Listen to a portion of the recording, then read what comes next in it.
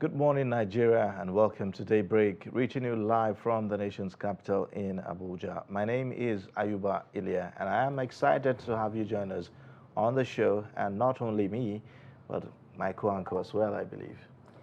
Good morning, and it's always a delight to be here with you in the morning. My name is Stella Iyaji. Thanks for joining us. Yes, and here we'll always bring you up to speed with recent happenings and giving you updates and analysis on issues that matter to you. And by doing so, we ourselves are finding that quite interesting stories are coming out, every day out of our country. And over the weekend, the viral video about a 10-year-old who was allegedly raped, got everyone talking on social media. A lot of people talking about what's going on, what exactly is going on? I'm among those people that is saying, what exactly is going on?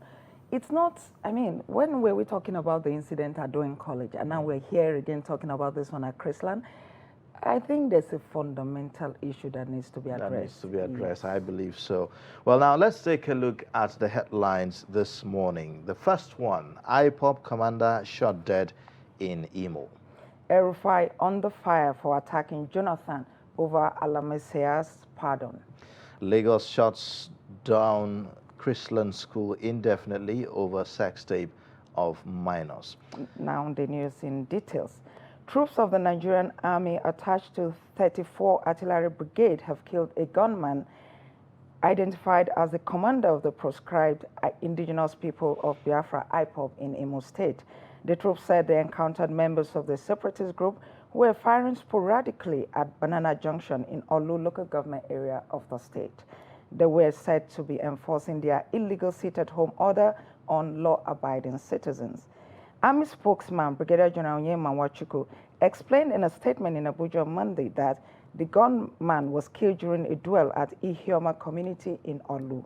Nwachukwu said on citing the troops, the IPOB/ESN criminals withdrew in a blue Toyota Highlander towards Ihioma community for reinforcement. Now, the governor of Kaduna State, Nasir El-Rufai, is currently being criticized over his silence on the pardon President Muhammadu Buhari granted former governors Joe Nyame and Joshua Dare. The duo were jailed for corruption, were pardoned at a Council of State meeting last Thursday. Now, the development had sparked outrage with human rights lawyer Femi Falana asking Buhari to pardon all thieves in prison. 9 years ago, ex-President Goodluck Jonathan was under the hammer over a similar pardon granted to Daybreak Alamesia, a former governor of Bayelsa State. Now, back then, El-Rufai had said it typified the height of insensitivity of Jonathan's government to the feelings of Nigerians about the war against corruption. And now to the story on the Chrisland College in Lagos. The Lagos State government has shut down Chrisland School indefinitely amidst allegation of rape. A 10-year-old pupil of the school was said to have been raped by her schoolmates during a trip to Dubai recently. The state government disclosed that the allegations of sexual violence involving students of Chrisland School are being investigated by the relevant ministries, departments, and agencies, including the Ministry of Education, Office of Education Quality Assurance, Ministry of Youth and Sports Development, Ministry of Justice, and the Lagos State Domestic and Sexual Violence Agency. The statement jointly signed by the MDAs revealed that the criminal allegations had been escalated to the Commissioner of Police. The state government therefore reminded the general public that anyone who engages in any visual depiction of sexually explicit conduct involving a child commits an offense and is liable to a custodial sentence of 14 years. This includes producing, distributing, receiving, or possessing an image of child pornography. That's all we'll take on the news for now. Well, just like we earlier said, this is quite alarming when you see these things happening. You wonder where the moral fabric of the society is supposed to be nurtured. If not in the secondary schools. The first exposure the child has is, after his family, the next is the schools. So this is all wrong on various levels. The child is 10. So you can imagine the trauma this child is going to go through. And then the people who allegedly raped her, they're also young people. So what exactly is going on? What's like you said, where is the morals of our society? Some have now? argued that there was actually no case of rape, from what, a lot of people are saying, that, look, it looks like it was a consensual kind of a thing. 10-year-old, how consensual can it be? She's 10. Exactly. She doesn't have that right. She doesn't have that power to give her consent. 10. Even whoever allegedly raped her couldn't have been that old to be allowed to engage, and it's rape. So they were like students, like yes, they were students. all classmates and all that. Yes. That's what I imagine. And then what all I've been thinking about is who went with these children to Dubai? Who was with them? I mean, what kind of place were they kept? How did this happen? Exactly. There was a story that it happened during Truth and Dare. In secondary school, when you're doing Truth and Dare, there's always a supervising teacher around so that it doesn't escalate. What you're told to dare, whatever, it's always something that children, not anything that could lead to... There are exceptions. There are exceptions. And, from what the school is saying, based on the statement that we've seen, is that, the children were kept in a certain hotel, and that the boys were at a certain floor and then the girls were at a different floor. Something about, one group being at the 12th floor, another being at the 4th floor, and all of that. So there ought to have been somebody that would be on that second floor. There should be somebody else on the 3rd floor to ensure that they are properly behaved at all times, So. And they, according to a version of the story, they said the mother of the girl only heard about it from another parent who told her that, oh, I saw this video. Do you understand? So it's like, the parents were not even fully aware. They were not informed by anyone that this had happened. Well, it's quite sad, really. At some point, you kind of feel like there's a negligence at some point of someone who is supposed to be responsible for this. There is a fundamental issue with private schools in the country at the moment that needs to be looked into properly. Not long ago, we were talking about the incident at Doen.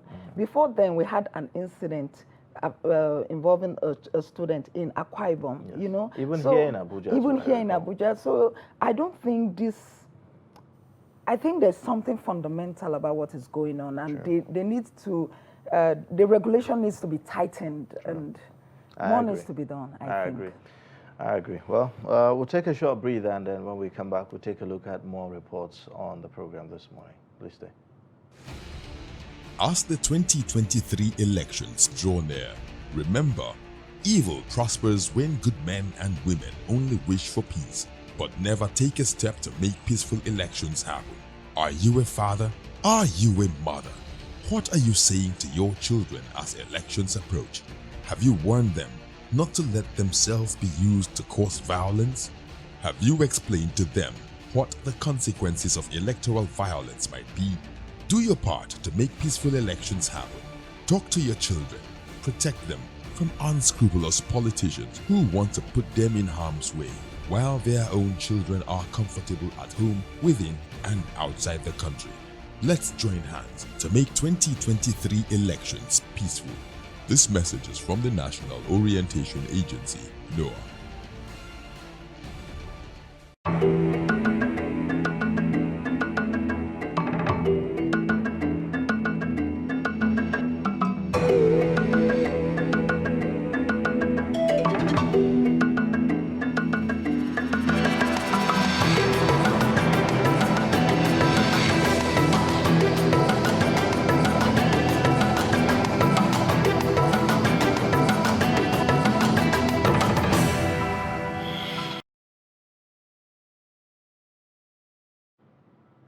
Thank you for staying with us.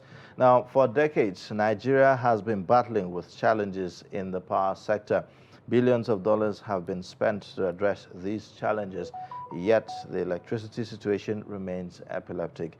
The situation has been worsened by the recent collapse of the national grid that have left many in total darkness. Now, worried by the country's electricity deficit, some residents of Gombe State have resorted to the use of solar panels as an alternative source of power. Let's take a look at the report by Ibrahim Ismail. This is one among many houses that opted for solar panels as a source of electricity within Gombe metropolis. The solar inverter powers lighting bulbs, fans and even television. Abubakar Muhammad said he subscribed to solar energy because of epileptic power supply in the country. Saboda na farko solar nan da kake gani abu ne mai inganci. The solar panel is very effective. It's from natural sun radiation. For people like me, we can't afford to pay electricity bills. Somebody will pay but don't get the light. There are irregularities.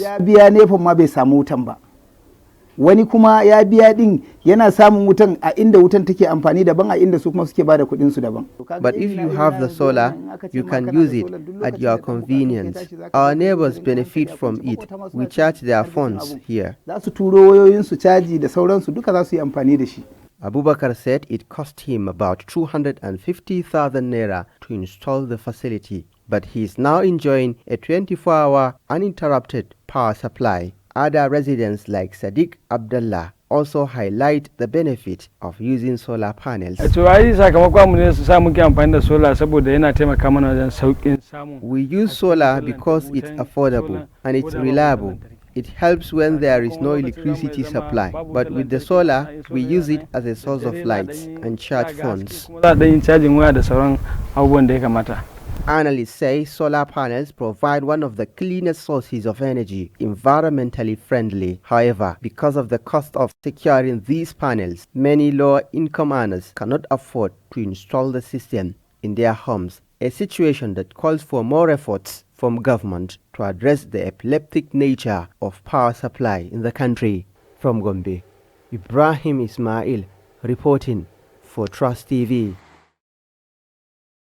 Ayuba, isn't that a very interesting story? Like, you know, seeking alternatives, sources of powering. Yeah, very interesting, really, especially at a time like this, where Nigeria seems to be in an, in an energy crisis kind of situation. Apart from the fact that we don't have adequate power supply, the grid keeps collapsing. So no better time than to look for other ways of powering, you know, your household, your businesses, and all of that. You know. Yeah, and I can only wish that perhaps maybe government should look at, this alternative source of power. Yeah. Find a structure for it. Kind of make it a government or maybe a private sector kind of a thing where you can have these companies that are going to have, these solar powers, solar power stations that they can actually distribute electricity to people, to households and all of that. Yes. Because I'm thinking about the cost. If you are to, set this up, in your home. And how many people can actually afford it also, right? Yeah. Yes. About the affordability and all of that for businesses and the likes. So yes, it's an alternative. But how available and how accessible is it? And for people is also another issue. Yeah. But going by this, it looks like more and more technologies are being developed, and more and more ways are being introduced on how to unbundle it and make it more accessible and more portable. It brings hope. Yeah, it brings a lot. It brings a lot of hope. All right, let's take another report. The Senior Special Assistant to the President of Media and Publicity, Garba Shehu, has stated that President Muhammadu Buhari is yet to throw his support behind any candidate threatening to contest for the position of president under the platform of the All Progressive Congress come 2023. He made the remark while responding to questions during his appearance on Trust TV's program 30 Minutes. Mr. Shehu explained that contrary to beliefs that the president will be backing Vice President Yemi Oshibajo's candidacy, the president is yet to declare support for any candidate. Let's take the report now. The Vice President to Muhammadu Buhari has thrown his hat into the ring. I don't know how did the president see it? No, I was not there when the president met the vice president. But you may have been briefed about it, that this is the president's feeling or position about it. No, to be honest, I've not been briefed. But are you in the presidency happy to see that the man next to the president is coming out, as he says, to continue with the program you've started? Well, I think this is for the party to decide, membership of the party. And thank God, that in terms of grassroots organization, APC is perhaps the best in Africa, not just talking, because we have 41.7 million registered voters. Nobody has this kind of number. Real people. Yeah, real people, reachable online, and because they have been registered and they've been digitally, kept their records. Yes. So the thing then is, it is the party leadership that will decide this. The president has a role. I'm not denying this thing. The president has a vote, as a delegate. Beyond that, the political arena, the environment, conduces to the president's preferences being favored. That is for him to decide. Would he be aloof? Would he be indifferent? I very much doubt. So he will be torn between his vice president and the man who helped to get him, like, cross the Rubicon, so to say. No, that is, he has one vote. Mr. Bola Tinubu, who has been his political ally for so many years. He has a vote. Like the other members of the party, he will cast that vote But for or against it. His vote has a lot of influence. It carries a lot of weight. But we've just seen with the national leadership of the party that the president's choice has just become the national chairman. If he does that, I'm sure he will do so looking at the best interests of the nation, because there's a lot involved. There's a lot at stake. It's a legacy thing. So therefore, the president must be concerned and show leadership in all its essentials. However, the president is a born-again Democrat. Again, I don't see him behaving like Mugabe. He's not a Mugabe, certainly. So he's keeping things close to his chest, as he said. He doesn't want exactly. his own choice to be eliminated. That is his exact word. Yes, but whatever the case is, you should praise the APC for the quality of candidates that are showing up. Quality is really essential, and I think that it's a big challenge to whoever wants to come and take us on.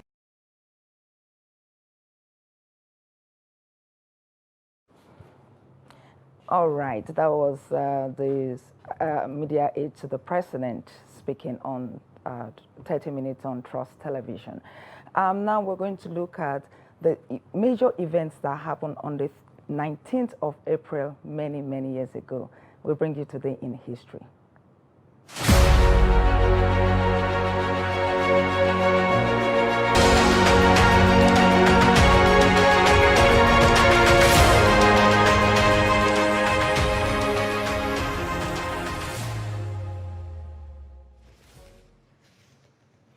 Well, there you have it. Today in history, you know what they say, those who do not know history are doomed to repeat it. And that's why we took it upon ourselves to bring you, some of these historical facts in our world, just so that you know that these things, they did happen in our world. Now, let's take a look at the stories on the front pages of our newspapers, beginning with the Daily Trust newspaper this morning. Now, the Daily Trust leads with the story that talks about, politics. It says Section 84, subsection 12 of the Electoral Act. Now, it says 53 commissioners, others resign in states as Buhari's ministers stay put.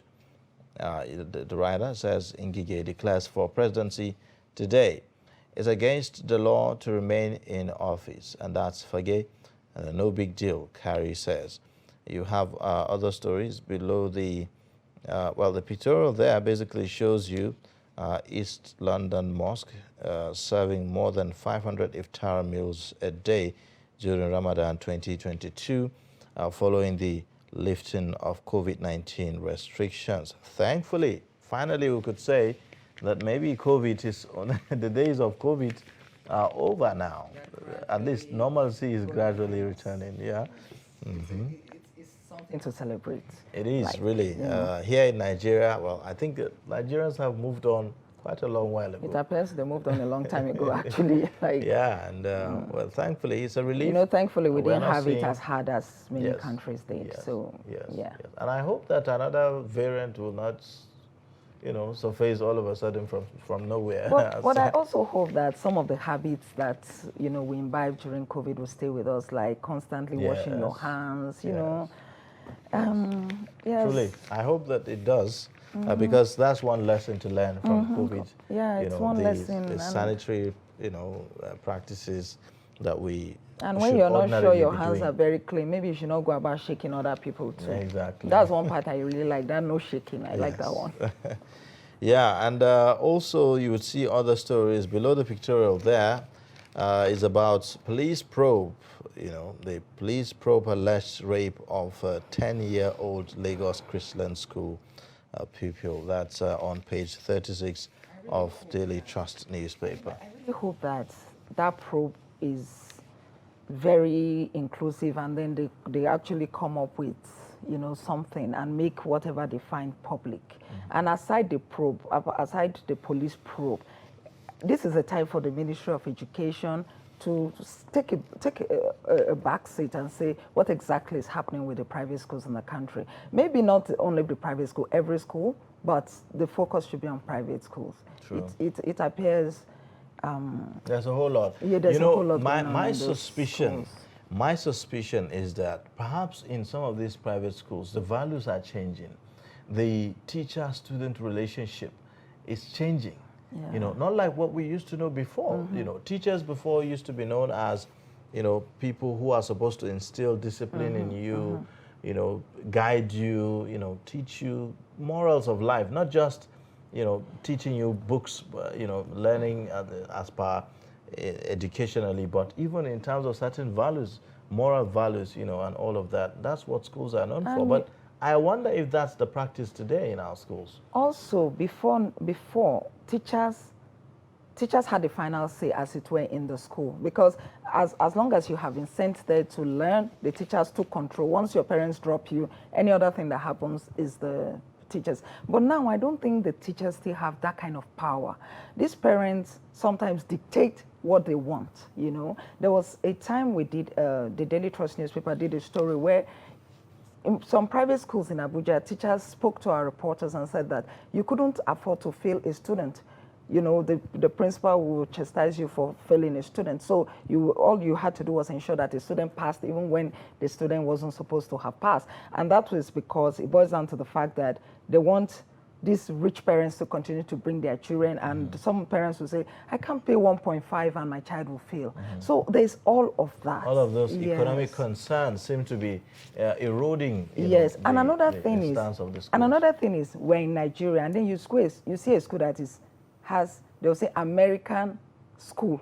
Yes. You say British school. Yes. Now, those schools will inculcate the morals, the practice of some of those countries. Yes. And are we really prepared for those practices? You know, and because when you bring them, you bring the psychology, you bring all of that. Yes. In our society, I think there are other things that we look at that I'm not sure. Well, we should take in all of that. You know, this idea of rubber stamp. Yes. You know, of bringing models that, you know, in developed nations, and we try to adopt it here, all in the name of trying to raise children that can, you know, stand shoulder to shoulder with their counterparts all over the world from wherever. Yeah, as good as that may be, but there are also areas that I think that you mustn't think everything hook, line, and sinker. Hook, line, and sinker. I mean, because it's clear that Nigeria is a religious country, and from the good books, you know, our religious books, the teaching is if you spare the rod, you know. And then we have traditions. We have traditions. We have culture. You know, and these days there's this thing they call it woke parents. Woke parents are parents that they don't. They want their children to feel that they understand. They vibe with modernity and all of that. So instead of in the process of doing that, you kind of, you know, soften on certain values that are supposed to be certain values that are supposed to be there, and before you know it, boom. Because 10-year-olds in Dubai alone, and you know, I'm thinking about, you know, the role that social media is also playing in all of this. You know, these children are exposed to the internet. You know, they see all kinds of things, and I mean, you can only imagine, you know, what they see, and for some of them to be doing the kind of things that they are doing, then it's definitely an evidence that they've really gotten so exposed. You know, when we were growing up, there was I mean, parents were beating their children and all of those things. And now people are moving from all of that. People are now becoming very friendly with their Yes, children. It's good to be friendly with your child, but then draw the line. Yes. I don't think that this particular style is working. Yes. I think it's Yes. it's time to review Discipline. that discipline that our parents gave has us. to I be think there. Yes. the discipline our parents gave us, I think is still valid now. Yes, People should yes. go back to that type. Discipline can, in my opinion, discipline can never be outdated. It can never be Because outdated. that's what makes a human being. Yes. I mean, a human being, undisciplined human being, I mean, you can only imagine what the person will be doing. Yes. It's part of the reasons why we're having all the issues All that we're the having issues today. that we're having. You know, people who are uncultured. We and have all moved of that. from that kind of discipline, but see where we are. Is it better? True. We're not in a better place. So maybe it's time to just go back to that, True. those days of serious discipline. Truly. Yes. Let's take a look at, other stories aside that one. Now, there is this story as to why FG is yet to deploy to Kano jets to the northwest, and that's according to the presidency, spoken by the spokesman of the presidency, Garba Shehu. You also have this story. It says Sanwo-Olu gets GAC's nod for second term. And then you have kidnapped Kano businessman found dead in Kogi after 6 million naira ransom. Quite a sad one. Wow. I mean, after paying a ransom, these abductors and kidnappers, they still go ahead and kill people. I'm just, it's heartbreaking, really. And The fact that they ask for this ransom and you pay is no guarantee that your relative or your friend is going to come out alive, sadly. and Yes. it's quite unfortunate. So you put the family through the stress of raising the money, and then after raising the money, they now have to see maybe the cops again. So The trauma is even The more, trauma is too more much. devastating. Yeah. The stories at the top says how unruly fans mad Kano Pillars homecoming, and then you also have the next story there. ISOP fighters attack security checkpoint, kill 2 in Maiduguri. These are some of the stories on the front page of Daily Trust this morning. maybe we should now take a look at the stories on the front page of the Leadership newspaper. The major story says, Igbo presidency, Southeast leaders want consensus across party lines. Then we have a story here that says, don't tamper with $418 million Party Club funds, states tell federal government. The Oni lauds Amechi's leadership credentials. That was when Amechi visited the Oni about his presidential ambition. Then we also have the story here again on the Chrisland School. Lagos shuts Chrisland School over juvenile sex scandal. It is indeed a scandal, Ayuba. Yes, it is. Yeah. Yes, it is. And I'm sure we're all learning from this. Yeah. A lot of people are talking about it, but I don't know how many people are learning from this, really. I hope we don't just talk and then keep quiet again and then another one. We just finished talking about doing. And then, we kept quiet and then this came. So, True. honestly. Also about the Igbo presidency, Southeast leaders wanting consensus across party lines. Well, I don't know how that is going to pan out. A lot of people are saying, why don't the Southeastern politicians lobby just like anyone is doing, to get that? In fact, somebody said recently on social media that he has heard the Southeastern leaders saying they want power, but that it appears they just want it handed over to them, like come and take, that he doesn't see them actually campaigning and lobbying for this position. I would want to see the Southeast people move across from their region to other parts of the country to actually lobby them to say, okay, this is what we have to offer, this is what we're going to do, support us. True. You And that's a key I element think that will of help. politics. Yeah, it's a key element in politics, lobbying. Well, we continue to bring you up to speed with all of that. Now, other stories on the leadership that got my attention is the one about the presidency tackling Bishop Matthew Kuka, asking him to join politics. I mean, if you know, Matthew Kuka is one of those very vocal religious leaders when it comes to the state of the nation. From time to time, he released these statements, about, how the nation is doing and the need for the nation to get things right. And in his recent message, he pointed out about the issues of disunity, in the country. Yes. And of course, he's always going to blame it on the president, that the president hasn't done enough to foster that unity among Nigerians, and is responsible for why things are degenerating. One thing he said in that message that really caught my attention was the fact that he said we have no other place to go to. So if this country continues to degenerate the way it is going, what happens? So he made it clear that it was important for everybody to sit up and ensure that this country does not degenerate any further. Yeah, and if you look at the response of the presidency to that statement, does one have to be in politics before you can, make criticism or make observations about the state of the nation? No, and religious leaders, they have a lot of people who listen to them. They have, by virtue of standing on the pulpit, they already have people for followers and all. So I think the pulpit is another place from which you can practice politics through what you say. True. Yeah. All right, now let's take a look at other stories on our papers today. The national economy has quite interesting stories there. It says, the lead story says, rising cost of building materials, others unsettle Nigeria's housing targets. And so you see other stories at the very top there. Weak oil production hampering economic recovery in Nigeria. That's according to the World Bank. Below the pictorial, you see $418 million Paris Club refund, Aegis 1 FG against tampering with funds. Also, over 79,000 traders get liquidated as Bitcoin falls below $40,000.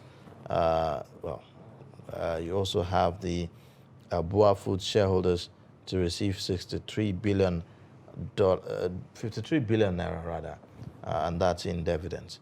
Or the story about the cost of materials, impacting on the housing targets in Nigeria. I mean, I think that's one area that a lot of attention needs to be given as well. Yes. Housing for citizens is also a very big issue.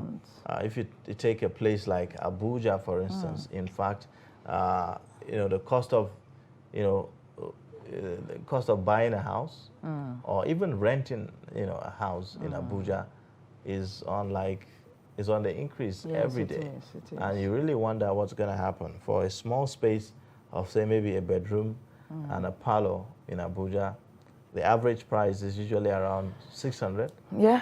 600,000, 700, and as much as even 1.5 million in some places. Yes, but Ayuba, doesn't it surprise you that landlords sometimes they will increase their rent and tell you that it's because of rising cost of building materials in the market? I'm asking myself, you built this house like 10 years ago, 5 years ago. Why should the current cost of building materials reflect? Yeah, that's not fair. And not fair. In any case, who even regulates the activities of landlords? There's no regulation as it were in that area, because somebody can just get home and say, this is the amount I'm going to charge for this house, and nothing can be done. There was a time the National Assembly wanted to legislate to say a particular kind of house, maybe a one-bedroom, should not go beyond this, but it didn't succeed. They weren't able to come to a conclusion on that. So any landlord can just get up and say, this is it. But I think we need that. We do. We do need that. But again, when I saw the rising cost of building materials, I said to myself, well, that's not the only thing that is rising. It's not only building materials. Every other thing is rising. That's true. Yeah. Other stories there. Over 79,000 traders get liquidated as Bitcoin falls below $40,000. Well, that's also, the crypto market keeps just, that's why some people say, well, it's a speculative kind of very speculative. One day you hear that there's a boom, people are making money, and then the next you hear that it has crashed. So, highly volatile. It's one risky investment very risky. You can think of. If you want to go into crypto, it's always advised that you don't take in your hard-earned money, your savings, your life savings. Don't put everything. Maybe you should be smart. True. Just put a little and keep some. And just a lot of young people. Well, yes, a lot of young maybe people the first generation of Nigerians that went into crypto have cashed out, and then maybe after then, there's no. No, but the thing is, today you could hear that it has dropped, and then by next week you hear again that it's gone up again. So that's the problem with. So who is pumping the market? I don't know. I don't know. It just, you know. Well, you're advised to be cautious. Yes, when and it get has to all do with the advice, all the business advice you can get. Talk to experts before you put your money in that thing, because who knows? True. Very true. Yeah. All right, now let's take a look at other papers today. Now, the Punch newspaper leads with the story about electoral violence. It says 1,149 Nigerians killed, INEC suffers 42 attacks, decries rising insecurity. The Riders says Commission loses over 9,000 card readers, plan risk assessment, and then there will be no results for violence-marred polls, and that's according to INEC. REC threatens. Oyetola's aide warns against violence ahead of governorship election. And then other stories, AGF's letter delays Darie, Nyame, 157 others release. Cross River, Taraba, Zamfara yet to pay minimum wage for years after, 4 years after rather. It says car dealers threaten to close stores this week over 15% levy, and that's the 15% levy imposed by the Nigeria Customs Service. Paris Club states right FG kick against deduction of $418 million. Other stories there, at the bottom you'd see the story talking about 5 months after Lagos fails to demolish defective Ikoyi skyscrapers. Chrisland shot school. Parents disagree over alleged rape. Police begin probe. The next one, remove your cassocks, join politics. That's the presidency telling Matthew Kuka. That's that for the Punch newspaper. Ayuba, you saw this is their lead story. 1.1 million Nigerians killed, INEC suffers 42 setbacks. You see what happened in Imo recently, where the gunmen went and shot an INEC official during this continuous registration exercise. And in fact, the story that a Daily Trust reporter filed, the gunman actually said to the guy that, we said we don't want election, Yes. and then he shot the person. Yeah. Now, doesn't that portend danger ahead of 2023? It does. It does. It's one of the concerns that a lot of people have been talking about. But if you look at that, and if you look at the statements that, that we have heard from IPOP recently, it seems like there seems like a contradiction somewhere, because recent statements by IPOP have said, well, we realize how important elections are, and we're not going to, fight elections anymore. We are going to use elections to ensure that, our interest is represented, and all of that and all of that. I've seen that statement. But when I see groups like this, I don't know how recent that video is. Ayuba, that is the problem with this kind of groups. Once it starts, criminals who hijack, you never know. Do you understand? So now, anything that happens in that region is going to be assumed that it's IPOP. So criminals can also hide under that to perpetrate any kind of act that they want to. If the only way out is for IPOP to stop all attacks, stop all their offensive in that region, and then maybe that way they can now fish out other criminals that may want to hide under IPOP to do all IPOP of this. as a platform. Yes. Well, that's what we've been seeing recently, and it's quite sad that we have that experience. I hope that we will have a rethink, as far as that Because is elections concerned. are very important. They are. They are. That's how you get to speak up, isn't Yes. it? As citizens, that's the legitimate way to speak And up. if they are complaining that they are not getting it, they are not being cared for, because that's one of their complaints, that the central government doesn't care about them and all of that. I would expect them to be interested in the election. If anything, they should be campaigning that election should hold, so that they will They can put in their own person. vote for whoever they think can also represent them properly. Well, let's take a look at other papers. The Nation newspaper this morning leads with the story that says senators, reps to court, sustain Electoral Act, and that's Section 84, subsection 12. Lawmakers file grounds of appeal, ask for accelerated hearing. Other stories there. Outrage over people's gang sex in Dubai. The writer says police launch probe, school shot. Knocks for Kuka, NEF. Sanwo-Olu gets green light for second term ticket. Food prices soared in March. Now, the story about political appointees stepping down is also another important story. Daily Trust this morning is reporting that over 53 commissioners, and others have resigned in the state, but at the very central to this, at the heart of it, the policy implementers, sort of, I would say, the drivers of government laws are staying put. Yeah, it's quite contradictory. Yeah, and that's section 84. Was it section 84:12 made it clear that they should resign, they should leave their whatever position they're holding. Is it 60 days to the elections or thereabout? Before the convention before the convention and congresses, and the convention and all that is supposed to end on June 3rd. Yes. So between now and then, they ought to we ought to start seeing resignation by the ministers and others who want to run. Perhaps they are relying on the court. There were court injunctions here and there. One is saying that that section of the Constitution should not be, but if this thing drags forth and back, and maybe at the end of the day, it insists that you must resign, some of them will lose out, because then they would have the time would have lapsed, right? And they would have lost the opportunity to lose the opportunity do anything. So, That's correct. Well, we'll see how it goes. I think what to be done is to go with what is in the act at this point. Moment, yes. Yeah.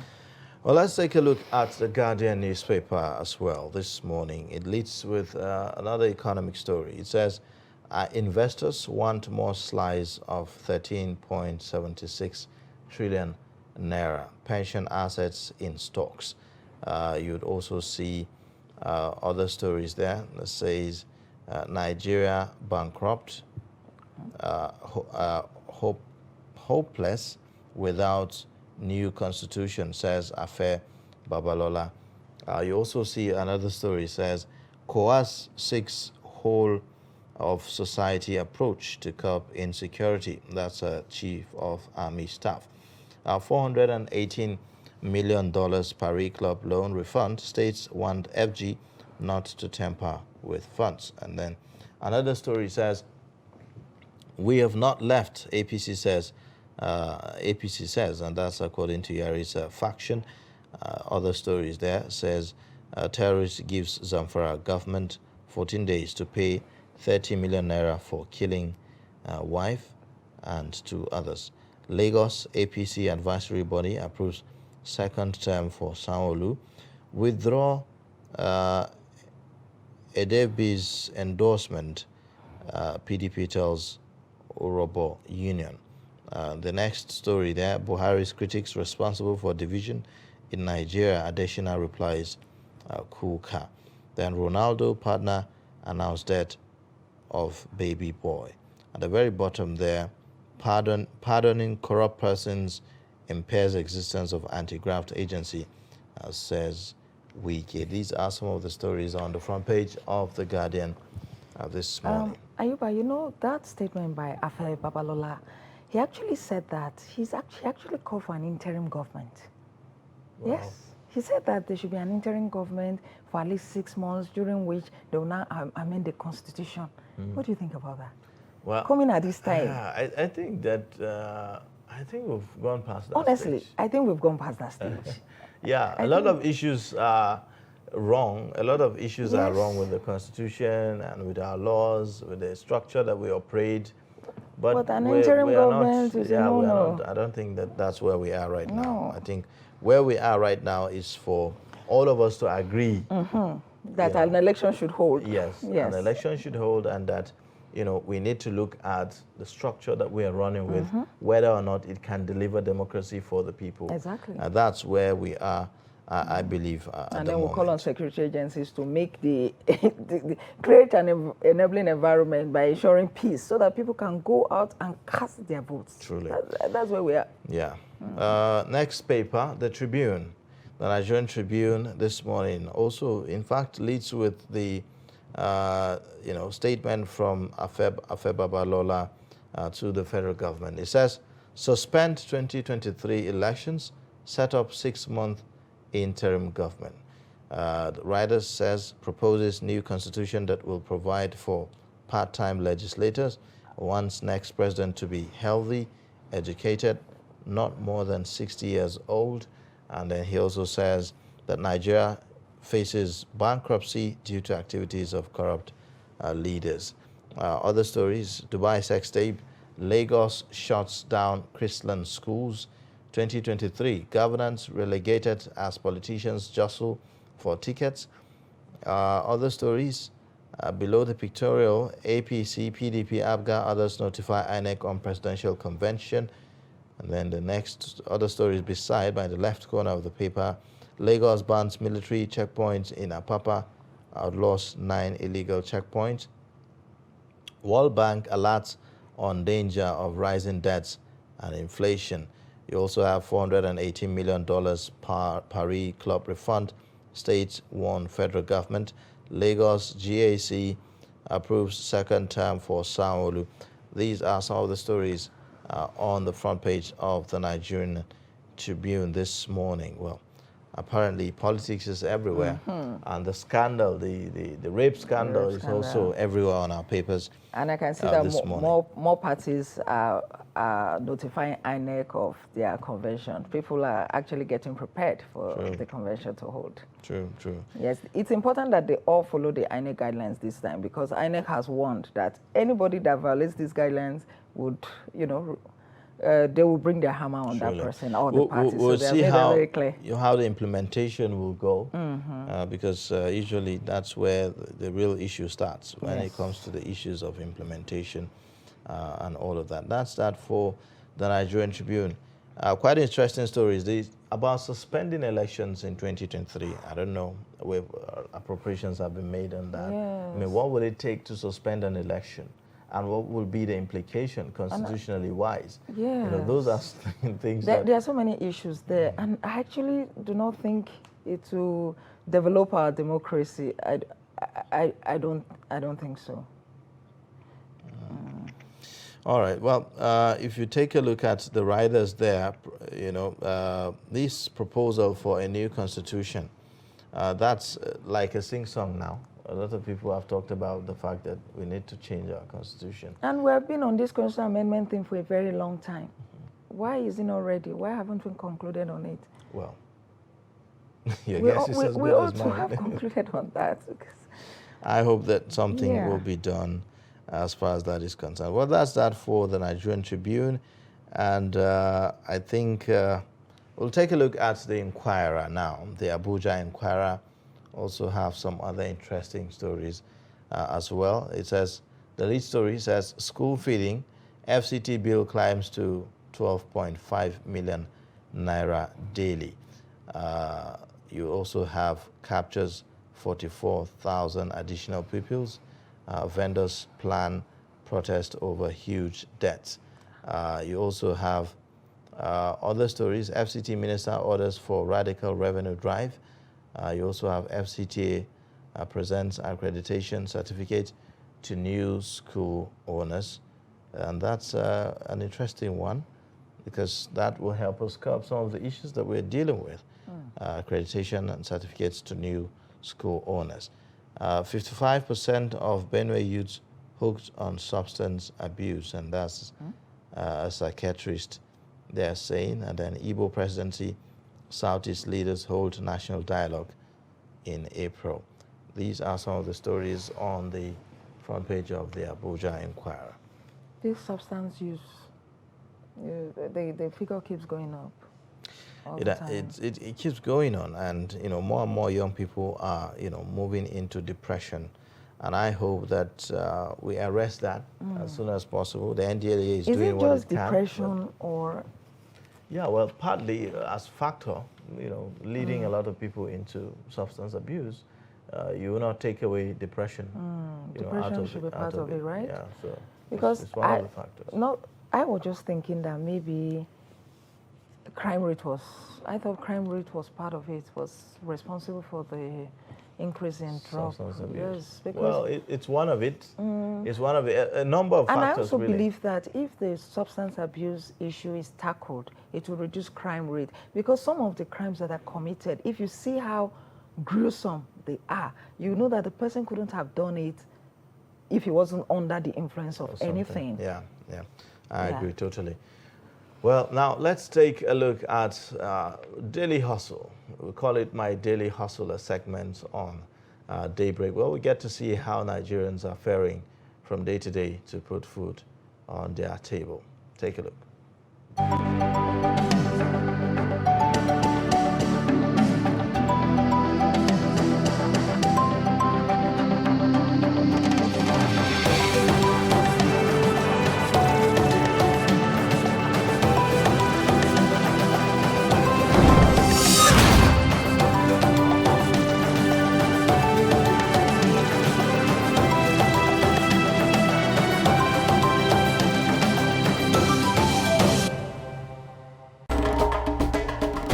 To every politician, as the campaigns gain momentum and passions begin to rise, remember, the errors of your opponents do not make you a success.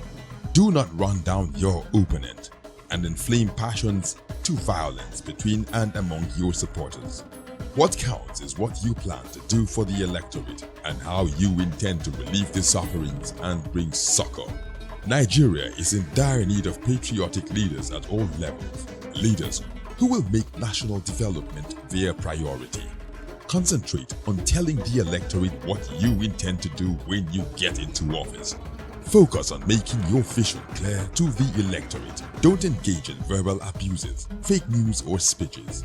Keep dealing with issues that will bring progress. You win the hearts and minds of the people by being above board, by being civil, patriotic, and showing empathy. Let's join hands to make the 2023 elections peaceful. A message from the National Orientation Agency.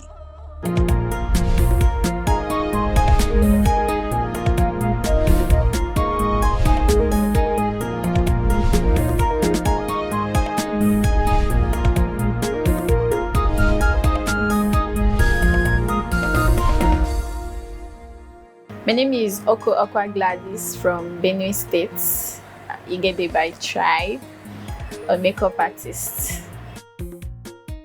I started the business 2019 officially. I learned in 2018, but it was late 2018, so I started officially 2019. And what attracted me to it was I had an auntie, she's late anyways, she's a makeup artist, and she was always encouraging me to pick up a handwork, something that I can learn and I'll be able to help others with. So I thought to myself that, okay, why not go for makeup since it's something that is lucrative. So I started makeup, and ever since I've been enjoying it, something I love, I have passion for it. And I've also imparted into others, a lot of girls, both boys and girls, and it's really helpful, I won't lie. And there are challenges in it when it comes to relating with customers. You get to see some customers, they'll tell you, do this, don't do this, do this, don't do this. And there are some that they'll be very rude to you. But one thing they don't know is that you're rendering service to them while they pay for it. Those are one of those things. But anyways, so far so good. I've been able to support my family members. I have a younger brother in school, which by God's grace I've been the one training him, and it's been good. This is something that if as a young person, a guy or a girl, if you put your mind in it, you put your interest in it, you make it. I'm still upcoming, though I'm not where I want to be yet, but with time I know that I'll get to where I want to be. And I see myself becoming one of the best in this field, and that is it. So I encourage and urge younger ones, people that are still coming out of secondary school, instead of just sitting at home not doing anything, I advise to take a lesson, pick up something. It mustn't be makeup, can be anything but not makeup. Maybe hairdressing, anything. It's one of those things. I feel it will help, especially now that the country is not really good.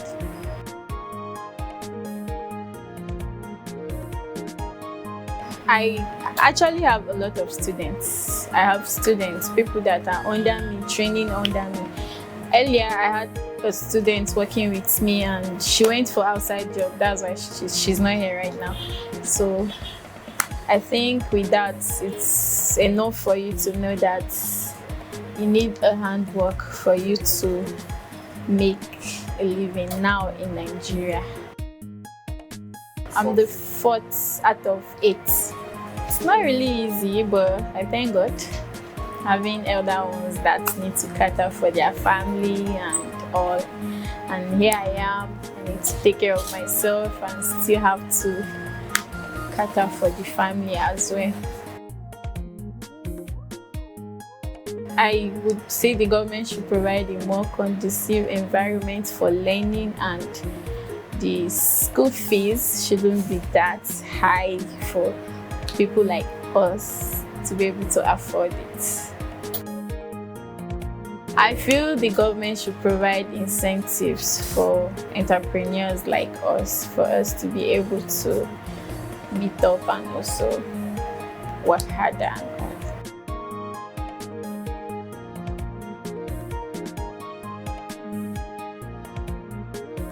So my advice to the young girls out there is more to life than going into prostitution, following older men and all of that.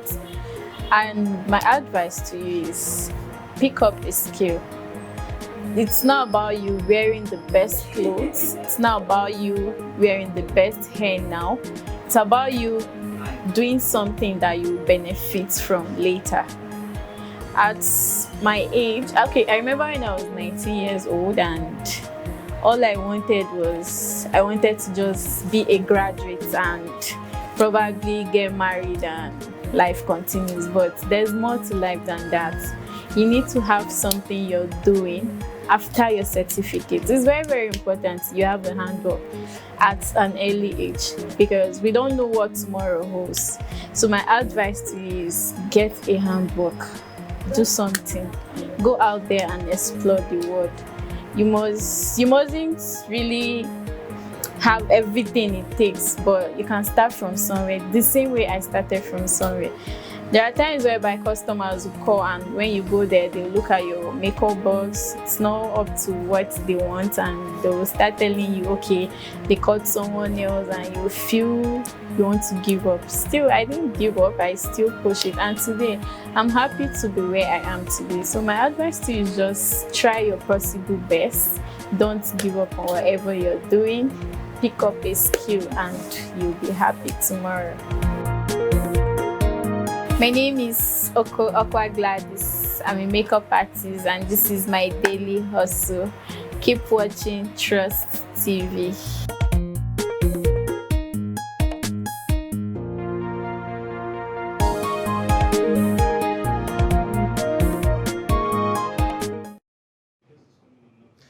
Oh, there you have it. There you have it. One of the segments, my daily hustle, where we bring you, clips of how Nigerians are doing businesses, craftsmen doing their thing to earn a living in the country. It's top of the hour. Let's take a look at the headlines again. The first one, IPOB commander shot dead in Imo. El-Rufai on the fire for attacking Jonathan over Alamis Hair's pardon. Lagos shuts down Chrisland School indefinitely over sex tape of minors. Now the news in details. Troops of the Nigerian Army attached to 34 Artillery Brigade have killed a gunman identified as the commander of the proscribed Indigenous People of Biafra, IPOB, in Imo State. The troops said the they encountered members of the separatist group who were firing sporadically at Banana Junction in Olu local government area of the state. They were said to be enforcing their illegal sit-at-home order on law-abiding citizens. Army spokesman Brigadier General Yema Wachuku explained in a statement in Abuja on Monday that the gunman was killed during a duel at Ihioma community in Olu. Wachuku said on sighting the troops, the IPOB/ESN criminals withdrew in a blue Toyota Highlander towards Ihioma community for reinforcement. Governor Nasir El-Rufai of Kaduna State is currently being criticized over his silence on the pardon President Muhammadu Buhari granted former governors Jole Inyame and Joshua Dare. The duo, who were jailed for corruption, were pardoned at a Council of State meeting last Thursday. The development had sparked outrage, with human rights lawyer Femi Falana asking Buhari to pardon all thieves in prison. 9 years ago, ex-President Goodluck Jonathan was under the hammer over a similar pardon granted to Daybreak Olamesia, a former governor of Bayelsa State. Back then, El-Rufai had said it typifies the height of insensitivity of Jonathan's government to the feelings of Nigerians about the war against corruption. Now, the Lagos State government has shut down Chrisland School indefinitely amid allegation of rape. A 10-year-old pupil of the school was said to have been raped by her schoolmates during a trip to Dubai recently. The state government disclosed that the allegations of sexual violence involving students of Chrisland School are being investigated by the relevant ministries, departments, and agencies, including the Ministry of Education, Office of Education Quality Assurance, Ministry of Youth and Social Development, Ministry of Justice, and the Lagos State Domestic and Sexual Violence Agency. The statement jointly signed by the MDAs revealed that the criminal allegations had been escalated to the Commissioner of Police.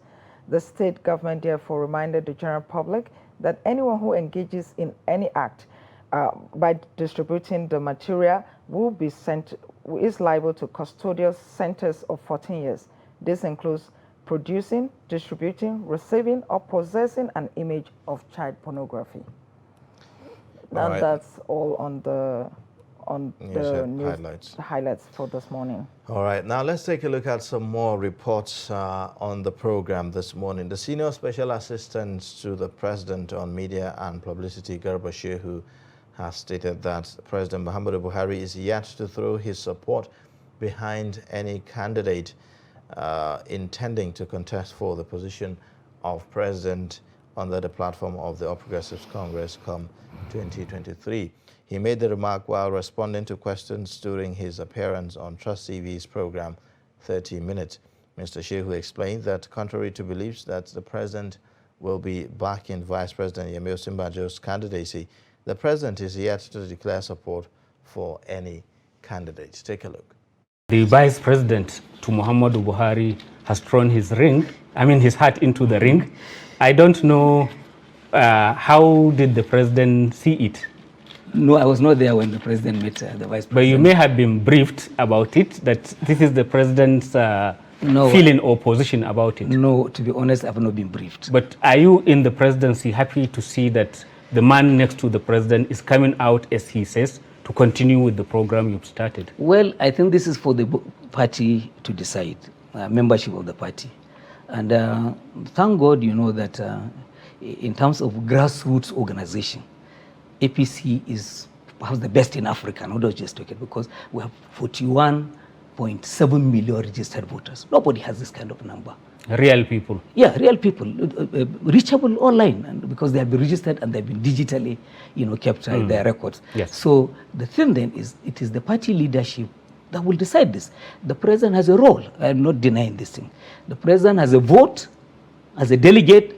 Beyond that, the political arena, the environment, conduces to the president's preferences being favored. That is for him to decide. Would he be aloof?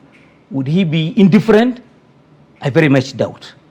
So he will be torn between his vice president and the man who helped to get him, like, cross the Rubicon, so to say. No, he has one vote. Mr. Bola Tinubu, who has been his political ally for so many years. he has a vote like the other members of the party. He will cast that vote for But or against it. His vote has a lot of influence. It carries a lot of weight. But we've just seen with the national leadership of the party that the president's choice has just become the national chairman. If he does that, I'm sure he will do so looking at the best interests of the nation, because there's a lot involved. There's a lot at stake. It's a legacy thing.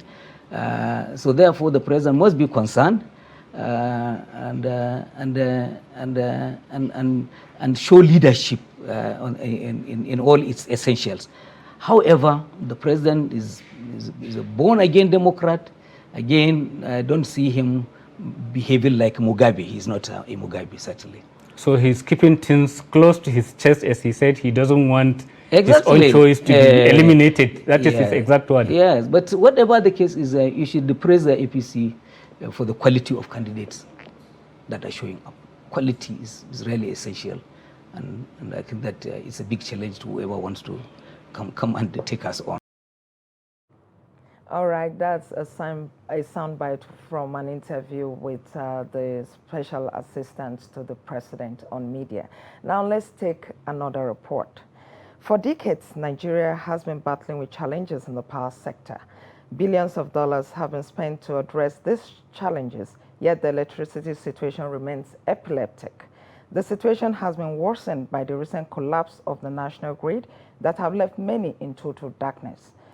Worried by the country's electricity deficit, some residents of Gombe State have resorted to the use of solar panels as an alternative source of power. Ibrahim Ismail brings us this report. This is one among many houses that opted for solar panels as a source of electricity within Gombe metropolis. The solar inverter powers lighting bulbs, fans, and even television. Abubakar Muhammad said he subscribed to solar energy because of epileptic power supply in the country. Saboda na farko solar nan da kake gani abu ne mai inganci. Abu ne kuma wanda za a ce ba sai wani ne. The solar panel is very effective. It's from natural sun radiation. For people like me, we can't afford to pay electricity bills. Somebody will pay but don't get the light. There are irregularities. Ya biya nefon ma bai samu wutan ba. Wani kuma ya biya din yana samun wutan a inda wutan take amfani daban, a inda su kuma suke bada kudin su daban. But if you have the solar, you can use it at your convenience. Our neighbors benefit from it. We charge their phones here. Za su turo wayoyin su caji da sauransu duka za su yi amfani da shi. Abubakar said it cost him about 250,000 naira to install the facility, but he is now enjoying a 24-hour uninterrupted power supply. Other residents like Sadiq Abdullah also highlight the benefit of using solar panels. We use solar because it's affordable and it's reliable. It helps when there is no electricity supply, but with the solar, we use it as a source of lights and charge phones. Analysts say solar panels provide one of the cleanest sources of energy, environmentally friendly. However, because of the cost of securing these panels, many lower-income earners cannot afford to install the system in their homes, a situation that calls for more efforts from government to address the epileptic nature of power supply in the country. From Gombe, Ibrahim Ismail reporting for Trust TV.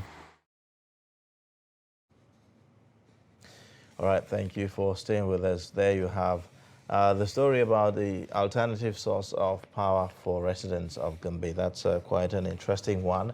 We'll take a look at the newspaper reviews now, but before then, let's take this short breather. When a situation where you find that a person look like the same, not necessarily tribal or regional. I have said that.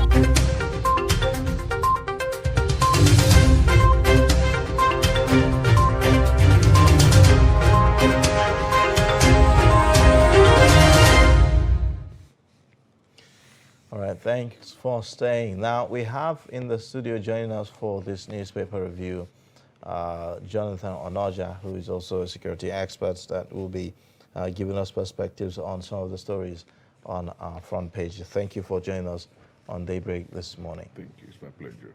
All right. Now, quite a number of stories and interesting ones at that. The Daily Trust newspaper this morning leads with the story that says Section 84, subsection 12, 53 commissioners, others resign in state as Buhari's ministers stay put. Ngige declares for presidency today. It's against the law to remain in office, and that's Fage. No big deal, Kari is saying. Below that, you would see police probe alleged rape of 10-year-old Lagos Christian school pupil. You'd find details of that on page 36. YFG is to deploy to Kano jets, is yet to deploy Super Tucano jets to Northwest presidency, is saying. You have other stories there. Saulu gets GACs not for second term. Kidnapped Kano businessman found dead in Kogi after 6 million naira ransom. Other stories at the top. How unruly fans marked Kano Pillars homecoming. ISWAP fighters attack security checkpoint. Killed 2 in Maiduguri. These are some of the stories on the front page of Daily Trust this morning. Now, quite interesting stories, really. We recently had this interview with the spokesperson of the president where he was given reasons why the Tucano jets are yet to be deployed to the Northwest. And it's quite surprising that, I mean, we have these bandits have been declared as terrorists, isn't it? Initially, the explanation was that the Super Tucano jets were bought based on an agreement that it can only be deployed, to fight terrorists and all of that. And now that the bandits, whom analysts have said, well, they are all the same. Why don't we just, deploy these Super Tucanos to the Northeast? And we've had all kinds of explanations. Are you comfortable with the explanations that have been given so far? Well, different explanations from different quarters, but most times they will target the presidency. We are in a country that even an office assistant can just publish something and the next thing you see is the presidency. It flows in this administration. This time, though, we are hearing it from the president's publicity advisor. We have actually been seeing that happening before. Sometimes somebody make a statement, but that is not a contest here. The use of the Tucano jets, or the essence for the purchase of the Tucano jet has been defeated. Agree with me? Why the essence for that has been defeated. You know why? You have something that you don't have. You are not independent on the usage of it. Before the Tucano jet was brought, there were agreements before it was released to Nigeria. So you have to use it, when to use it, and even how to use it. So when you are given this, this understanding that you can't use it outside the context for which you agree with them, then there is no independency, or there is no will. There will be no will to use it. You are very, very cautious of how to use these things. Ordinarily, we shouldn't have waited till we get a Tucano jet before we strike. Ordinarily, we shouldn't be told on how to use this. Telling me how to use it is equally making me handicap, because how to use it shouldn't be determined by how we agreed. It should be determined by what is on ground, or the situation, the reality that is befacing me, that I will not have to use my discretion how to use it and when to use it. But if your how to use it conflicts with my when and how to use it, it does not function. I am telling you, the US will tell you that for you to have the Tucano jets, you cannot use it in the mix of the people, or depending on how it works. But you see, our crime situation here is different from what the US have. We have terrorism, actually. But then, we have understanding that these guys are concentrated even where the natives are too. So we have intelligence in those places that you cannot even strike the whole community because a terrorist is in there, and you want to strike everybody because you want to kill one single soul. It does not work with international law. So how are you going to use a Tucano jet for a case that you should just use your intelligence and handpick those individuals? You went and get the whole Tucano jet to fight war. Are we fighting the war with our people? You want to get a definite situations, you want to get into a definite situations, is to have a definite intelligence that you can use to mitigate the challenges. Just go strike and withdraw. So you don't need to get the whole Tucano jet to fight. So would you say that the whole concept of getting this Tucano jets is overrated? Has been defeated. We shouldn't have gone for Tucano jet. And even when we bought the Tucano jet and we see that there's failure in it, excuses start coming. Oh, why we cannot use it is because, like you said, they are not branded terrorists. We will need them to be called terrorists before we can use it. Then I asked a question. Would you have actually needed the courts to pronounce them terrorists before they invaded your quarters in NDA? Okay, now the governor of Kaduna State has made reference about, the strategy that we are using, in fighting these bandits. He was the other time suggesting that there should be some kind of a simultaneous bombardment of the camps of, these terrorists across the board in the different northwestern states, instead of the current approach where they are being chased out of a certain location and then they move to another, and so it goes on like that, like a rat race. Would you say that in that sense the Tucano jet would have come in handy if that approach was to be taken? No, I think what he meant to say is the best way to attack or the best way to defense is by attack. What our people do, what our security agencies are doing today is that there's no consistency. Today, they will attack and then they relax. They don't follow up in their attacks. So what he's trying to say in essence is follow it to the latter. When you are crushing them... but he specifically talked about bombing the camps. Bombing those camps that are known. For instance, Sambisa Forest. But will you agree with me that even around the Sambisa Forest, there are human beings, there are natives that lives around? The Sambisa Forest is not an isolated den that nobody can then go there again. Some have said that in every war, there are collateral damages. And in this instance, if civilians are caught up in all of this, in this instance, it's for that reason that the U.S. knew very well the mentality of Africa. When you now talked about there are going to be collateral damages, you understand the context that the Africa collateral damage is not just about fighting the terrorists and maybe in the process sustaining some persons sustaining injuries. No. The kind of collateral damage there are is like the one they had going to Adamawa, to go and strike and they end up killing the whole community. Do you understand it? Killing the whole community in the name of fighting bandits. And at the end of the day, bandits were not found there. They killed innocent people.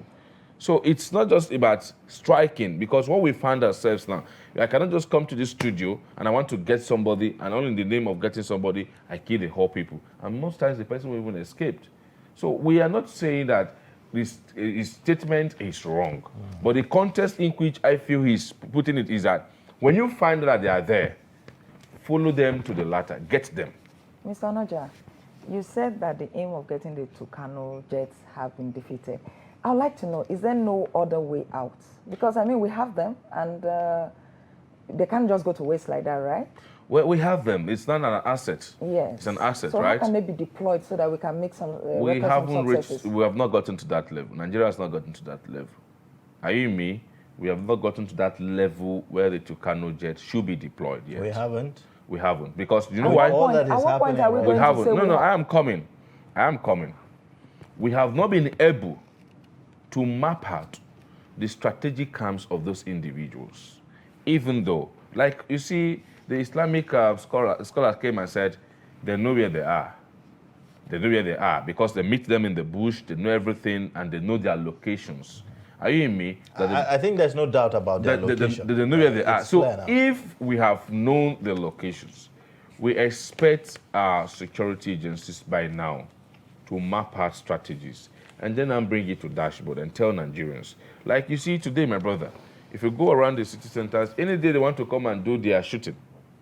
They want to warm the air, they want to do this. You see some even alerts, you see some messages on your phone that please don't be panic, these things to be calm. There are going to be some kind of, sporadic shooting somewhere like this. We are involved. We know what we are doing. They give you this kind of message so that you'll be abreast that this is what is happening.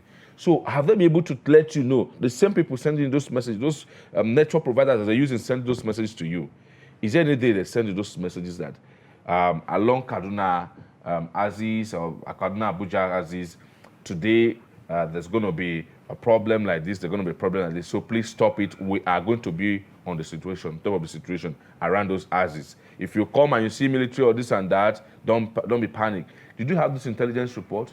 So we have not been able to map out the strategic areas where this Tucano jet has to be used first. We cannot just, in the name of Tucano jet, carry Tucano jet, just begin to fly everywhere because we want to kill bandits. We have not been able to map out their camps. They should be able to map out their camps. Then they will diagnose it. Who are those around those areas? Are they able to evacuate victims, innocent Nigerians from those areas? Government are not looking at that yet. Well, Mr. Onoja, if government were to go to those areas and start evacuating civilians, innocent civilians, wouldn't that give a heads up to the bandits who are around there and then they'll leave? No, but that's what is happening today. We have come to the propaganda of the media that, you see, before an operation is being carried out, it's announced. That's the level we find ourselves, yes.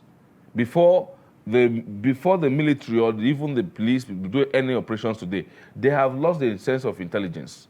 But you see what the guys are doing, those bad guys are doing, they will strike and give you the response.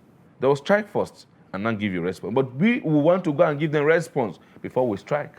So they can intelligently evacuate people living around those areas, that they don't need to open up to people why they're evacuating them. They can actually say they're living in a bad zones, in the red zones, and the military have to take over. Have you not advised that the military should take over the camps of where these people are not staying? Mr. Onoja, you also know that these bandits live amongst the people. So I don't know how it's possible for the military to go in and take out those people without them actually getting this information. That is possible? the intelligence that they will need to deploy. And it's for that reason I told you earlier that the essence of the Tucano jet has been defeated. You can't be using the Tucano jet at the expense of Nigerians, the lives of Nigerians, because like you just said now, you cannot just go and strike a whole community because you want to get a single soul out. So what do we now need? What do we have to do? That's what we call preventative diplomacy. We have to go in there, dialogue with those indigenes, go to where the natives are concentrated, discuss with them, know exactly their thoughts, and from there, that is why I say the sense of intelligence gathering is lost. We must come to understand that it is the same natives that can tell us that, see, we have this brother who does not go anywhere. People come to visit him by so-so and so-so.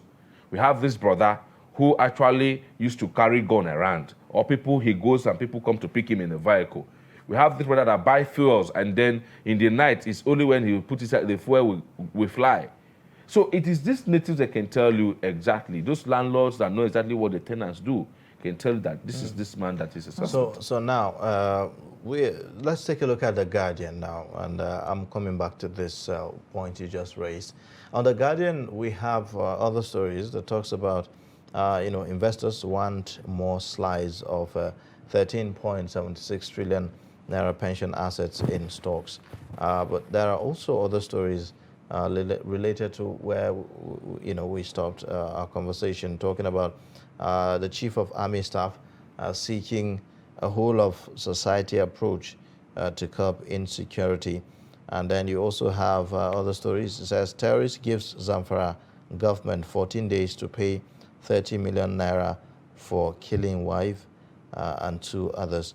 And that's one story there on the Guardian newspaper this morning. Now, if you look at that, the call by the Chief of Army Staff for a whole society approach, on all of this. We always talk about the need for information sharing, but you need collaboration between the citizens and the security personnel to have that kind of, information, isn't it? Where citizens are willing to tell you, okay, these are the kind of movements that we have observed. These are the kind of faces, new people that we are observing in our community. The citizens must be able to feel safe doing that, isn't it? Do we have that at the moment? For us to achieve that goal, one other thing that we must look at first, it's not just about giving out the statement, is the will behind the statement. Now, for us to achieve this goal, like I said, we must decentralize the extant centralized security architecture. Are you in me? Where the citizens or the natives can easily transfer primary data to security agencies. And it's for that reason, like sometimes I advocated that the civil defense, because of the kind of jobs they involve themselves in, they should give the Nigerian Peace Corps an opportunity, where they will now serve as a primary agent, transferring or collecting this data to state police or whatever names they are going to call them, so that they can act effectively. You don't expect somebody in a local area who have this intelligence, before it will get to, the state's command, get to this, get to that. He's also, he or she is also very afraid that if I give this information, I don't even know who I'm giving this information to. They may end up killing me if I say this or I say that. Because of what? There's no trust within the security agencies anymore. So for us to achieve that, we must first regain the trust. They must first regain the trust of Nigerians. And since they cannot regain it a day or 2 days program, one other way again is to decentralize security architecture. Like the government is saying they want to reform the existing security architecture. One of the things they have to do is to decentralize our overbearing centralized security architecture that is failing, that cannot mitigate the current challenges. And to do that, how are you going to do that? I have often advised and equally argued that security is in cycles. And for you to achieve results, you need actors within each of the cycles that are well attuned to concentrate and mitigate the security challenges. So we will need the locals who are readily on ground to combine them, their intelligence arsenals with these guys to give this intelligence. In doing that, do we need, to kind of maybe formally embed some of these community people into the services? That's my point. That's my point. They may not be uniform carrying personnel, but and all that, but somehow they're just embedded somewhere, and then they are scattered around all over the place. You've heard about the civilian joint task force. You heard about it. Where civilians have meetings with those guys and they do that. But far from that, what they need to do, like I said, why did I use the Peace Corps of Nigeria, which the bill have just been passed by the Senate, is that in each of these local government or in each of the states, they have commands. And in each of these commands, they have their personnel that they can deploy to each of these districts, that they can collect those data. The job now will just collect this data, because those that are living there, you cannot carry somebody from Abuja and say, go to Ogun State. You cannot have the details of Ogun State compared to the man who have been there. So you now use those guys who are there to transfer those intelligence from you. Now, Ogun, what is happening today? In this local government, what is happening today? Because they are the natives, they understand exactly what is happening. And that's why I suggested that they should use the Nigerian Peace Corps to achieve that. If you cannot employ all the community, all the indigenes, what do you now going to do? You use the available tools of getting those informations, those primary data, so they cannot give to the police. And again, it is going to be far from the national or the centralized system of government security system we have now. You must bring it to bear that we must have understanding of what we call the state policing and the community policing. While those guys are in charge of doing the job of the community policing, the state policing need to respond rapidly, because you cannot carry intelligence, give to somebody, and it's waiting for an order from Abuja, waiting for an order from Oga at the top. Which is another issue again. So you need to decentralize this instant centralized system. So would you say that is partly maybe responsible for the delay in response that we see sometimes? Thank you. It is that is a cause of the delay in response. And at the same time, the mindset of the individual about a particular place, a region, or religion. Are you in me? A mindset of the guy in quote about a particular region, religion, and about the people. Because look at it. There was a time we were told that the IG was to report in Benue State. You and I, we get to know that he never reported, and only thing that the president could tell us is that he's not aware that the IG did not report. So there is no follow-up. We can see the gap, the loopholes. Do you that there's think no that follow-up. probably politics is also part of the reasons why we do not see such, quick response in terms of where there is, distress call and on all of that? I've actually put it in simple terms. So I wouldn't want to say politics because, the country we are today. But I've just put it in simple things that the will behind the order, whether the person is willing to do or not, because maybe of the region or the religion. I don't want to bring, because of our politics, into it again, because the politics have turned Nigerians into different things, and we can't go further with politics. Mr. Onoja, still on the Guardian newspaper, as a security expert, I'd like to ask you a question. There's a story there that says terrorists give Zamfara government 14 days to pay 30 million for killing wife and 2 others. Now, what is making a terrorist? Why, in your opinion, why are these terrorists so bold? Why does he think he can give the government an ultimatum? How did we get here? Yes, some questions like this have come. How did we get here? Are you with me? I will start from there. How did we get here? We got here when we politicized our security chief's appointment. We got to where we are, where religion, political affiliations, and all of that, ethnicity, become a reason for appointment. We got to this place because of the weak security architectures we have. We got to this place because of the lack of strategies by our security chiefs. We got to this place because of corruption, systemic and political corruptions in the same security industry we find ourselves. It has become a business. Have you forgotten the other day in the House of Reps, they say, oh, we raised almost 430 billion for the security, the army alone, and nothing is done. So we have, we have ever enjoyed insecurity so much that it has become a business. We have enjoyed, you see, I'm a nationalist. I'm very realist. I'm a realist. Let me tell you something. You say enjoy. We have enjoyed this, yes. Are we enjoying it? No, as for the Nigerian populace, they're not enjoying it. I am talking about those in authority. They have enjoyed insecurity so much, the process of insecurity so much that ending it is a problem. Ending it becomes a disease.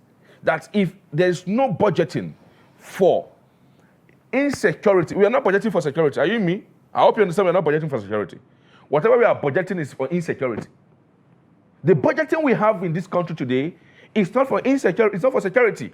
No. In the face of Nigeria, they say it's security. No. What we are budgeting for insecurity. Because security, no, I'm going to explain it to you. Security is a solution. Are you in me? Insecurity is a problem. So are we budgeting for the problem? We have been budgeting for, no. We have been budgeting for the problem because every year in there, we see the allocations of the military, whatever that comes, the appropriation growing up. Because they felt that the challenges is becoming much. And so the higher it goes, it's not the lower it comes again. It is the higher it goes, the higher it goes with in terms of the budgeting. So we are not, we call it an osmotic analysis.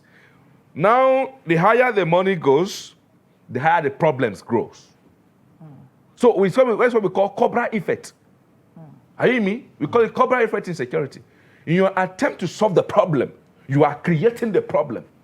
So what do we do now? This looks like a dilemma. I mean, and it's for that reason that the Nigerians, have you forgotten? It's for that reason. Nigerians perceived that their intelligence have been overused. Nigerians perceive that this is no longer a fight for a just cause. It is for individuals. This money is for individuals' pocket.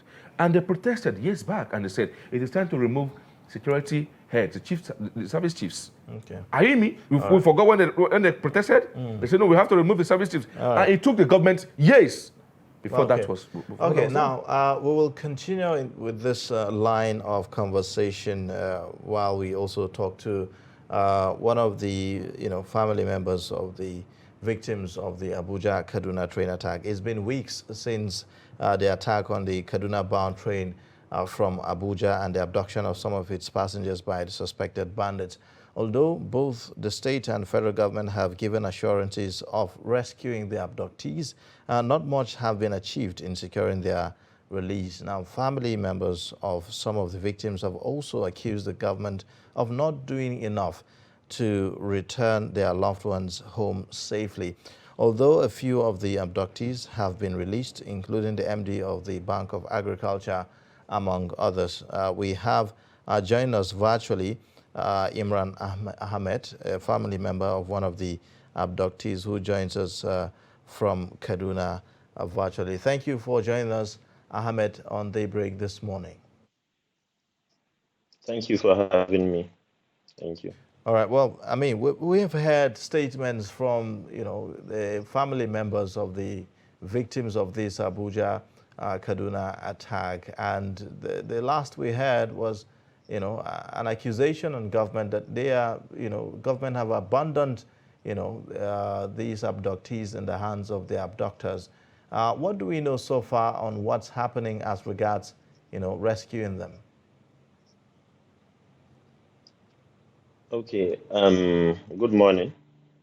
As family members, we know very little about what the government is doing about rescuing our family members.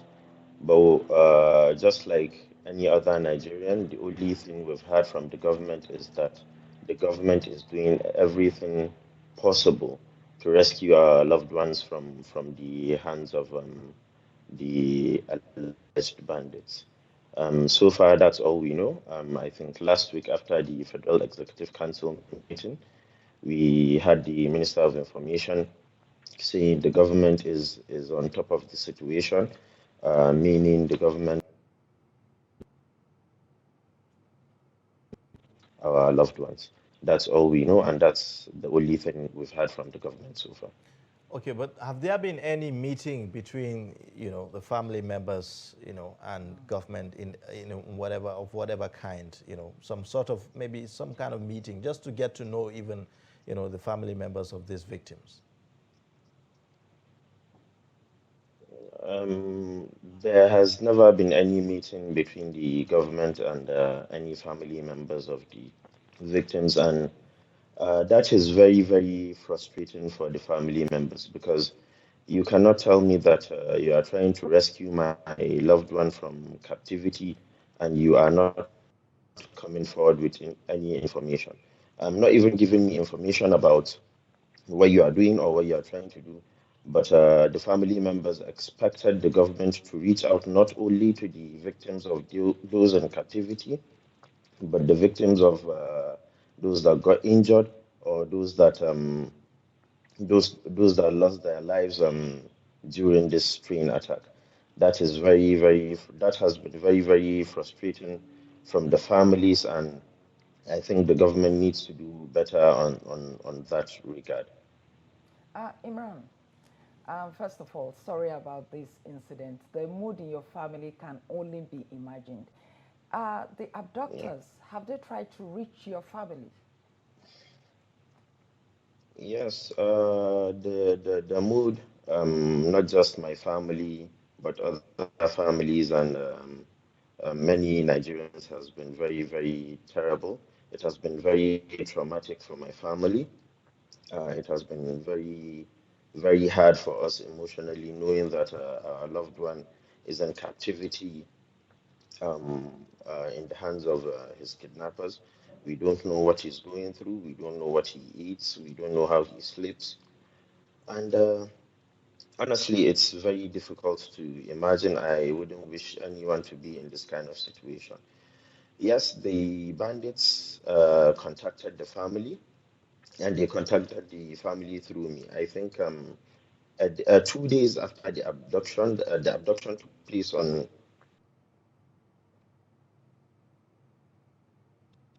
and I think on 30th of March around 8:30 a.m. I was sitting on my phone and I received a call from a very strange number. When I picked the phone, I heard the voice of my brother from the other side, The first thing he said, he called my name, and I called his name too.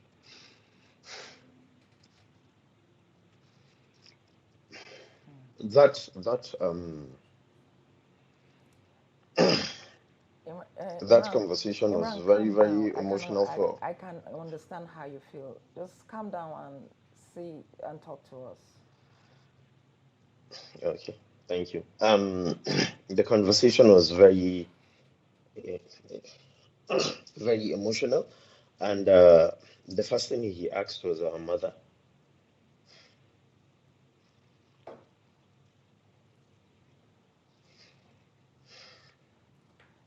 Imran, Imran, we understand. We understand how you feel. Like I said, the mood can only be imagined. When the abductors, contacted you, like you said, did you give this information? Did you relay this information to the government? And if you did, what did they say? Like I said earlier, no one from the government has contacted us, so we don't know who to Security contact. agents, We don't know. not necessarily state government. How about security agents? No one has contacted us. The security agents are part of the government. So if I say no government agency has contacted us, I mean none. So there was nowhere we can go. There was nobody we can relate this information to. They just told me that when I spoke with my brother, one of the kidnappers collected the phone and he spoke in Hausa language. He told me that I should be on standby. They will get back to me. And you can just imagine the anxiety and the tension of waiting for a gunman to call you and negotiate for for your family members' freedom. The experience has been very, very traumatic and very difficult for me, and I haven't received any call from the kidnappers up till this moment I speak with you. So, as we speak right now, there is no any request for ransom, to be paid, to secure the release of your family member. There has been none. There has been none. Well, it's quite heartbreaking, and we will continue to push for this, and then on our part, bring this to fore as much as we can, and we hope that something is done as soon as possible. Yeah, Imran, just be calm. We at Trust Television only hope for the best, and we'll keep doing our part in the media to bring governments, to take this to the government's attention. Thank you so much for joining us. We really appreciate all your efforts. Thank you. Thank you. Thank you for joining us on Daybreak. Yeah. Well, it's quite a sad one. That's a very touching. It's quite a sad one to tell you. It can only be imagined, what I can the just trauma. imagine how other members of the family are feeling. The person abducted, if the mother is still alive, she wouldn't even be as strong as Imran is trying to be. Truly. Really. All right. We'll take a short breather, and then when we come back, the discussion on the program will continue. Please stay.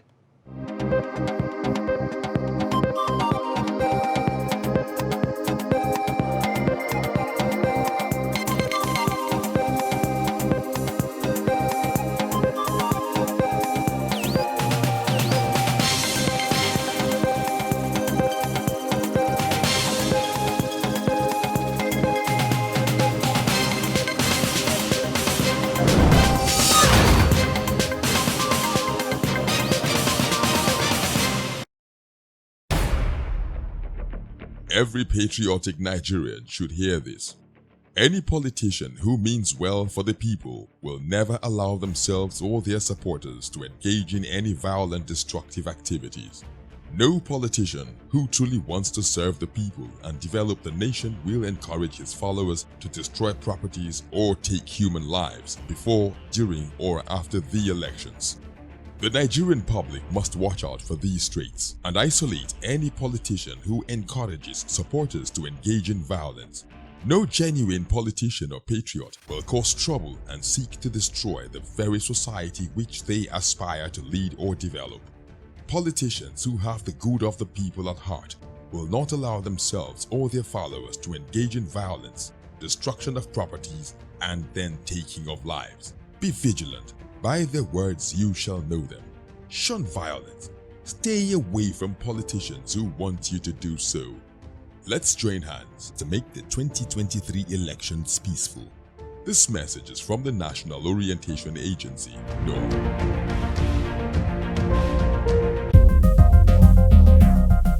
This is Trust TV, documenting the Nigerian story. All right, thank you for staying with us. You're watching Daybreak, reaching you live from the nation's capital in Abuja.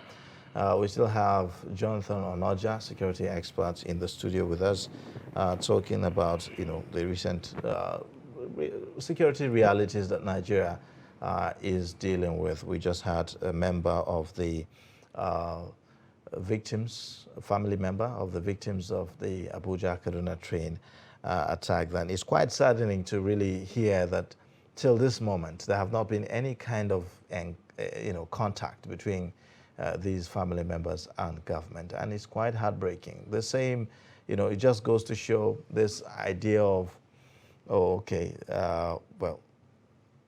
because I'm just wondering that if you haven't met these people, how do you empathize with them?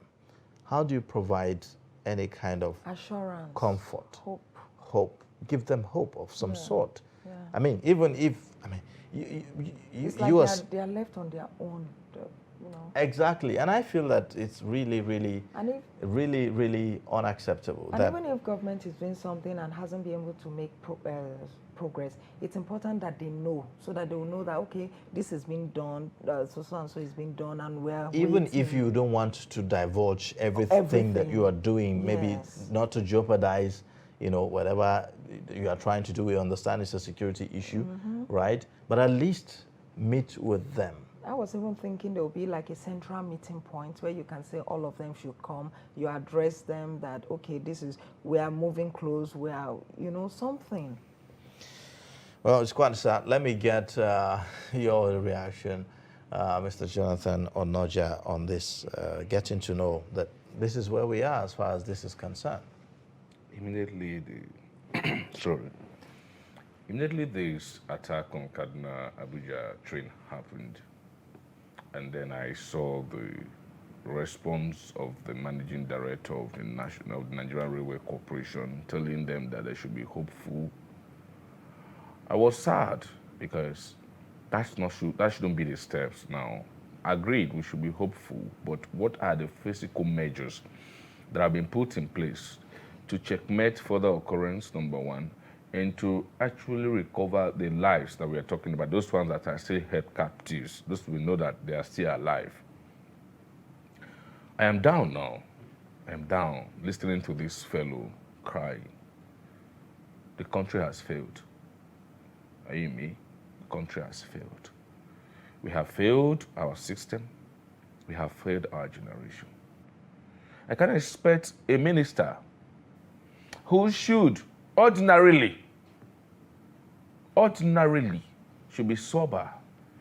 I felt he's in the studio. And let me tell him 101 and tell him that you will be judged.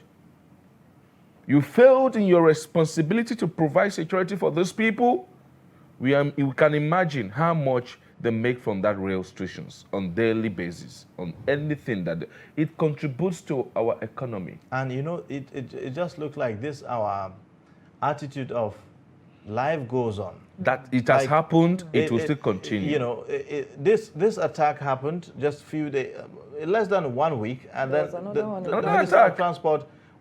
In fact, the Minister of Transport was declaring his for a presidential election. For a presidential election. When he's supposed to ordinarily resign. And even when he's supposed to resign, he has not resigned. Because Section 84, Subsection 12, states it clear. But what has the president done? What has the president that this man is in his cabinet, and he's now contesting for an election? What has he done? So it has to show that we don't have a country again. The Nigerian system, Nigerian state we find ourselves has failed us. You see, the bandits that we now call bandits instead of the terrorists are all over, even demanding ransom from a state government. Given ultimatum. Given ultimatum. That is the height of it. You see, they may pay.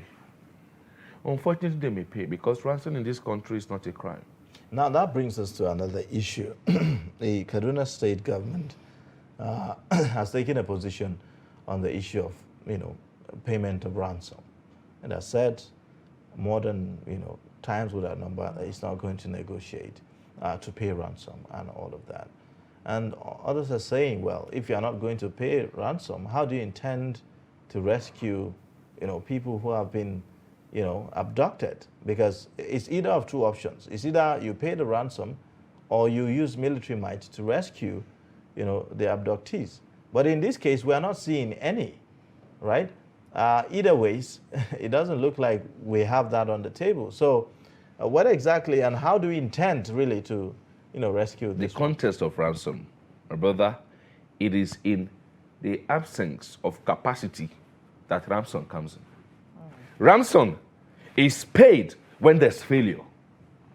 Are you me? When you sin, there is repercussion, right? So ransom is part of the repercussion for the failure of government to put security in place. When you say you don't want to pay ransom, you don't want to negotiate, what sort of negotiation in this? What is the context of negotiation in this instance? Now, if you don't want to pay any of this, what are you going to do? You put measures in place to checkmate, and because security, the whole essence of security, there are times that you may fail. It's not like it's a magic power, no. But if there is a breach, then there must be another way to fortify and at least get results from what you want to do. If ransom payment is on just one event, Nigerians wouldn't have complained. But ransom becomes, a business that some persons even advocate for those terrorists, why ransom should be paid them, and why Nigerian government have to still be romancing them. We forgot, even before branding them terrorists, some persons went on media and said, they shouldn't. All right, so, now, ransom is failure. Now, another issue is that the bandits are saying that, well, their target is actually not even the victims that they have abducted. Their target is the government, and that they want the government to release, some of their men who have been arrested. In that regard, what should the government be doing? Well, it's not because I am here today. This government is one of the government that have provided everything for the military, for our security architecture in our history. They provided everything needed for the security. So one way, halfway, you will say they are actually willing to do this. You can understand why I say this one way, halfway, you will say they are willing to solve the problems by providing everything needed for these guys. But on the other side of it, the executive rascality, the aloofness of his appointees, the statement coming from some persons targeting and equally equating us to America, that there were wars and people lost their lives recently, nothing happened. So for that reason, Nigerians should keep dying. So when you look at these things, you add 1 + 1, it's not adding. You discover that one way or the other, there are persons in government sabotaging the effort of these people. Now, I will answer your question directly, that why is government looking in this direction? Have government granted those people pardon before? We were in this country where these guys were arrested in less than 6 months. They said they have granted them parole. I mean, I don't understand. Then have they undergone parole, the parole system? And then when the government granted them parole, then the question is that, is it full parole that they granted them? Because, for instance, the same people you said, we gave them an amnesty in this instance, this context, we granted them amnesty because they were entitled to some pay. What is the relevance today? People you arrested for over years have been killing people, Then in less than 6 months, you saw uniform, and then the chief of army staff came and told Nigerians that they are repentant. You know, to brand people or to give a name. One contest of one idiot somewhere will tell you they are not repentant, or got tagged them repentant. And we're not having repentant Boko Haram then. I mean, how did we get to this level? So that was the context for which these people are demanding. If there were proper prosecution of these guys, they wouldn't have been telling government that you should come and, you know, it's just like you, who you see for, God forbid, you have a younger brother who went to kill somebody, and then people now say, granted, you should please release them. Like people coming out and telling Nigerians they should leave Evans. Does that make sense? Oh, okay. Mr. Noja, when you were talking, you said that the military have been given everything they need to fight the criminals. However, we have heard stories where the guns, the items that these criminals use, our military, they don't even have that type. So are you still sticking to your statement that they have everything that they need to win this battle? The military have been provided with every gadget needed to fight the war. And I'm going to say that I don't want to complicate or to... Why do you keep hearing that the criminals have more sophisticated weapons? And then who provide for those people? Who provide for these people? It is even our gadgets that these terrorists have, you know, hijacked one way or the other. Because when they win, they dominate. When they kill, they dominate. So when they go to the battlefield and maybe eventually they win our soldiers, they take over their whatever equipment they came with and it belongs to them. So most of these things you see are not owned by them. They are not owned by them. There are some private, there are individuals sponsoring. We've had in this country, for crying out loud. And I mean, we cannot even verify that, isn't it? No. I'm not going to say that now. What I'm saying is, I'll let you know now. How do we even verify that they are even more equipped than our troops? We can't even. No, I will let you know that on one occasion, an helicopter went to a state. You and I remember, dropped some weapons there. For this guy. That story was no, that story was not true. No, I'm coming. And the young man came out and told us that he was never aware that his helicopter was used for that purpose. Did we investigate if it was not true? Oh yes, a fact check was done. Was it investigated? A fact check was done even by who? Newspapers. It was discovered that there was no incident like that. That plane was not dropping arms. Okay, what was the plane doing? He went to see a girlfriend and returned back? No, we should not just give credit to people we don't actually know their intent. My point is that, I mean, people can speculate. Agreed. That, you know, the terrorists are more equipped than our troops, but I'm reluctant, you know, to take that in because how do you actually prove that they are more equipped than our troops? In the actual sense of war, strategies is what determine your winning. Strategies is what determines your winning. It is not just about the warfare. I hope you understand me. It's not just about the warfare. Are they attacking Nigerians that or showcasing what Russia is showcasing? No. They're letting us know that it is about strategies. These guys have intelligence in each of these agencies that they can easily bomb anywhere. They can strike in anywhere. So we should work on our intelligence. Yes, I agree. All right. Well, thank you so much. We have to end the discussion here at this point because of our time. We thank you for coming on Daybreak this morning and sharing your perspectives with us. We look forward to having you again. Thank you so much. All right, we'll take a short breather now, and then when we come back, Daybreak will continue. Please stay with us.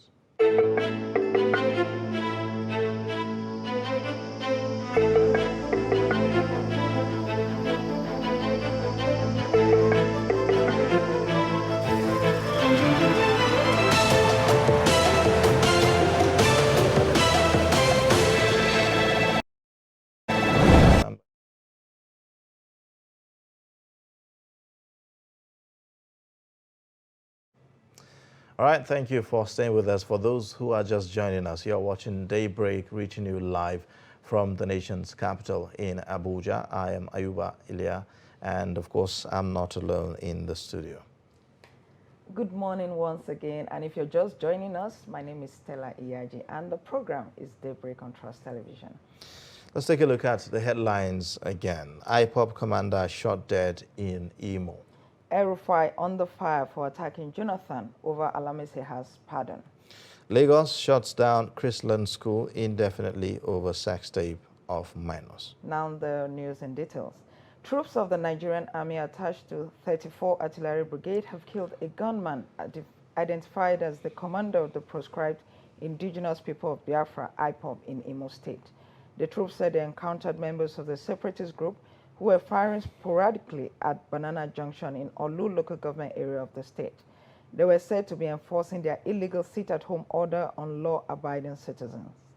Army spokesman, Brigadier General Yema Wachuku, explained in a statement in Abuja on Monday that the gunman was killed during a duel at Ihioma community in Olu. Wachuku said on sighting the troops, the IPOB/ESN criminals withdrew in a blue Toyota Highlander towards Ihioma community for reinforcement. Governor Nasir El-Rufai of Kaduna State is currently being criticized over his silence on the pardon President Muhammadu Buhari granted former governors Jolie Nyami and Joshua Dare. The duo, who were jailed for corruption, were pardoned at a Council of State meeting last Thursday. The development had sparked outrage, with human rights lawyer Femi Falana asking Buhari to pardon all thieves in prison.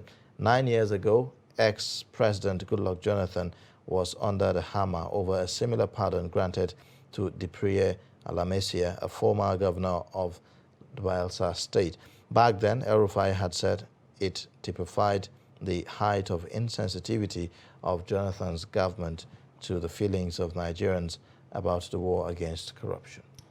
Now, the Lagos state government has shut down Chrisland School indefinitely amid allegation of rape. A 10-year-old pupil of the school was said to have been raped by her schoolmates during a trip to Dubai.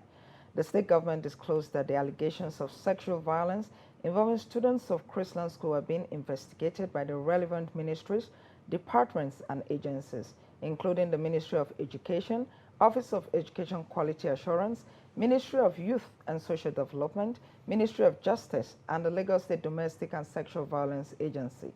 The statement jointly signed by the MDS revealed that the criminal allegations had been escalated to the Commissioner of Police.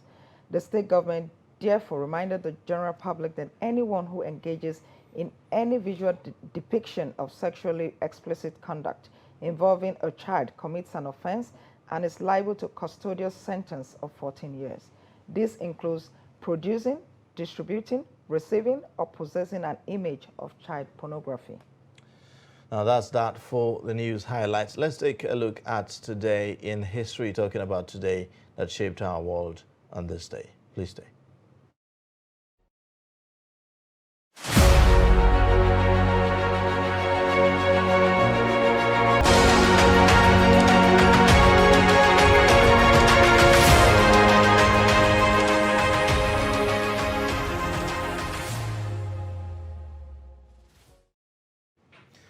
All right, thank you for staying today in history there. Now, the significance of the celebration of Easter Monday lies in the fact that it is the day Jesus emerged from the tomb.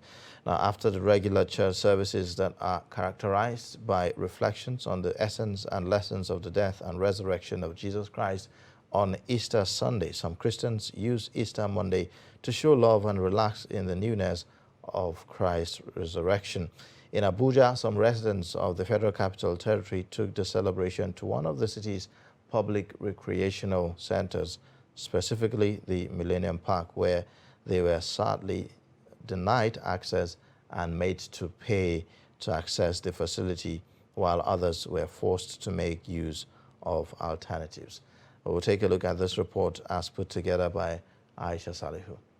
Easter Monday, declared a public holiday by the government, denotes the victory of life of Christ over death.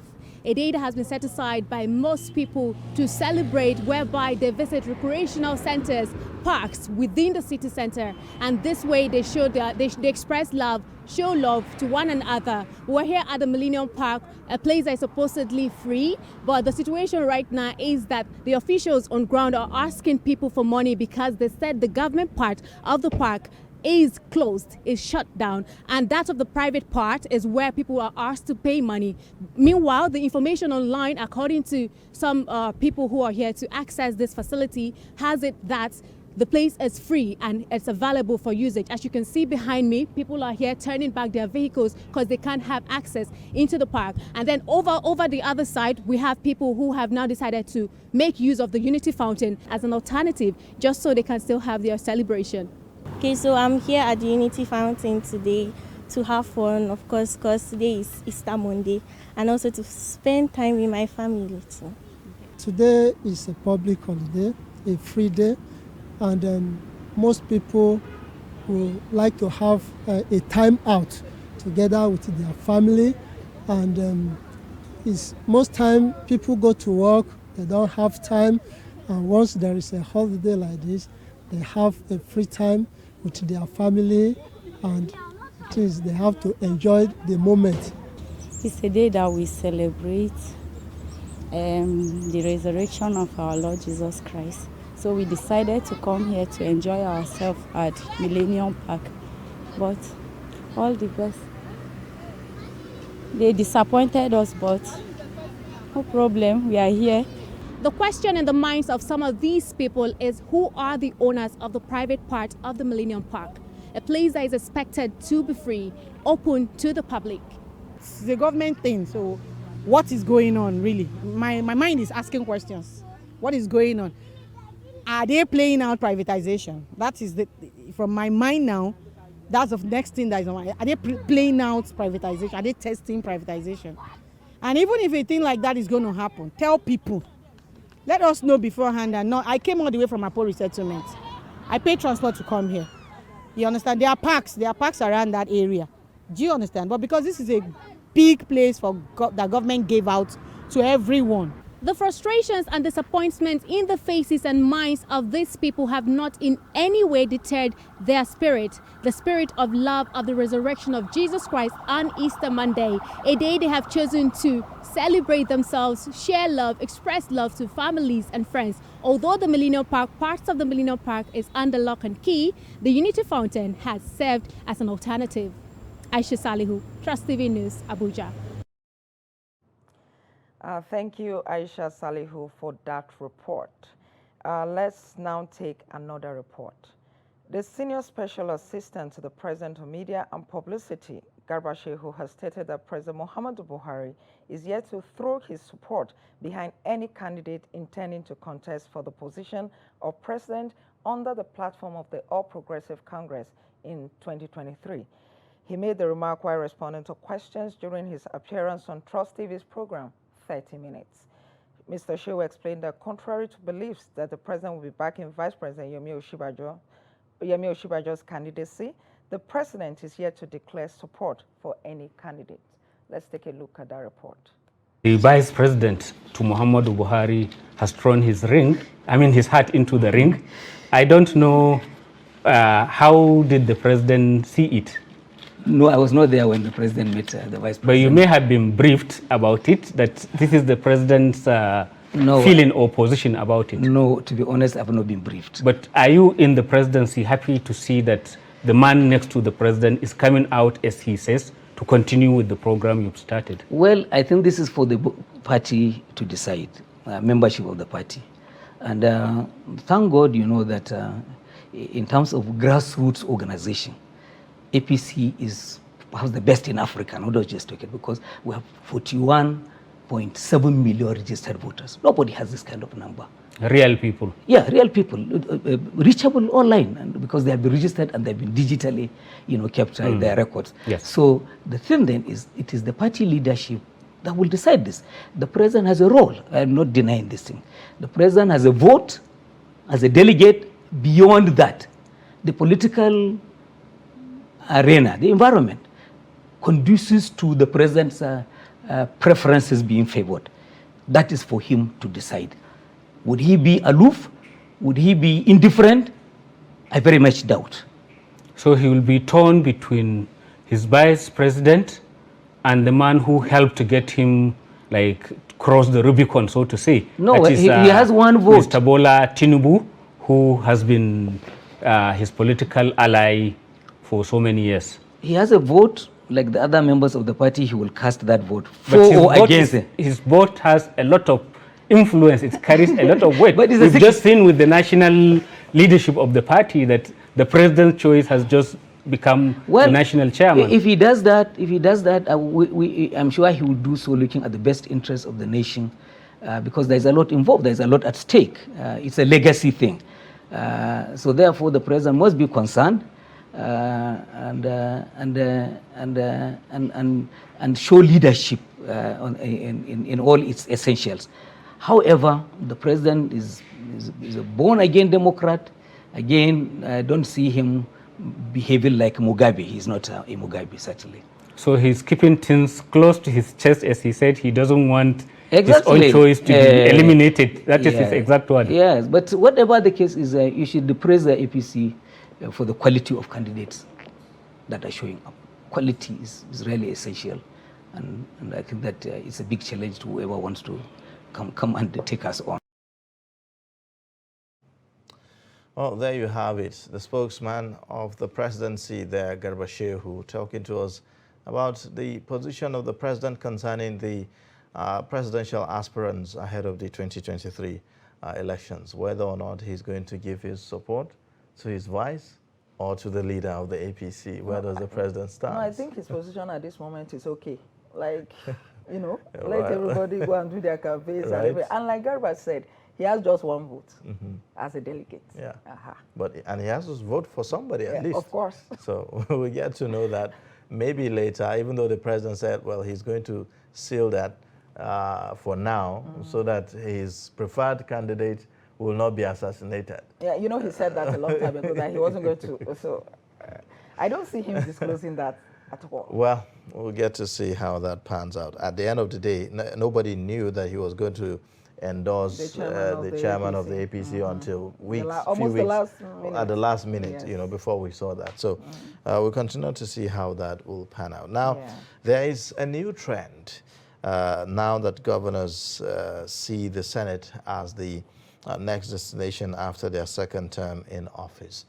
Currently, there are over 15 senators in the Senate who are former governors that have served 1 or 2 terms in their states. Some of them include former governors Theodore Orji of Abia State, Godswill Akpabio of Akwa Ibom State, Gabriel Suswam of Benue State, Sam Egu of Ebonyi State, and Juma Goje of Gombe, Dixon Serake of Bayelsa, among others. Now, although many have accused the governors of being selfish and unpatriotic, more governors who are rounding up their second tenure have declared interest to vie for the Senate, with some unseating their incumbent senators during elections. Political affairs analyst Jide Ojo joins us in the studio to talk about this trend.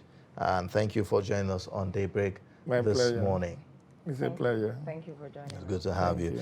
Well, I mean, this is no news anymore. Anyways, it's becoming like a tradition in our democratic journey in Nigeria so far, where you see, governors becoming senators and then maybe senators also becoming governors somehow. That's a trend. Are you comfortable with this arrangement?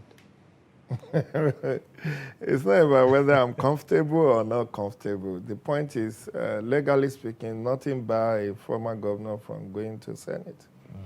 And interestingly, let me cite an instance to you. There was a deputy governor, Ogiri Ajene, in Benue State, who left the deputy governor position to go and contest for councillorship. Interesting.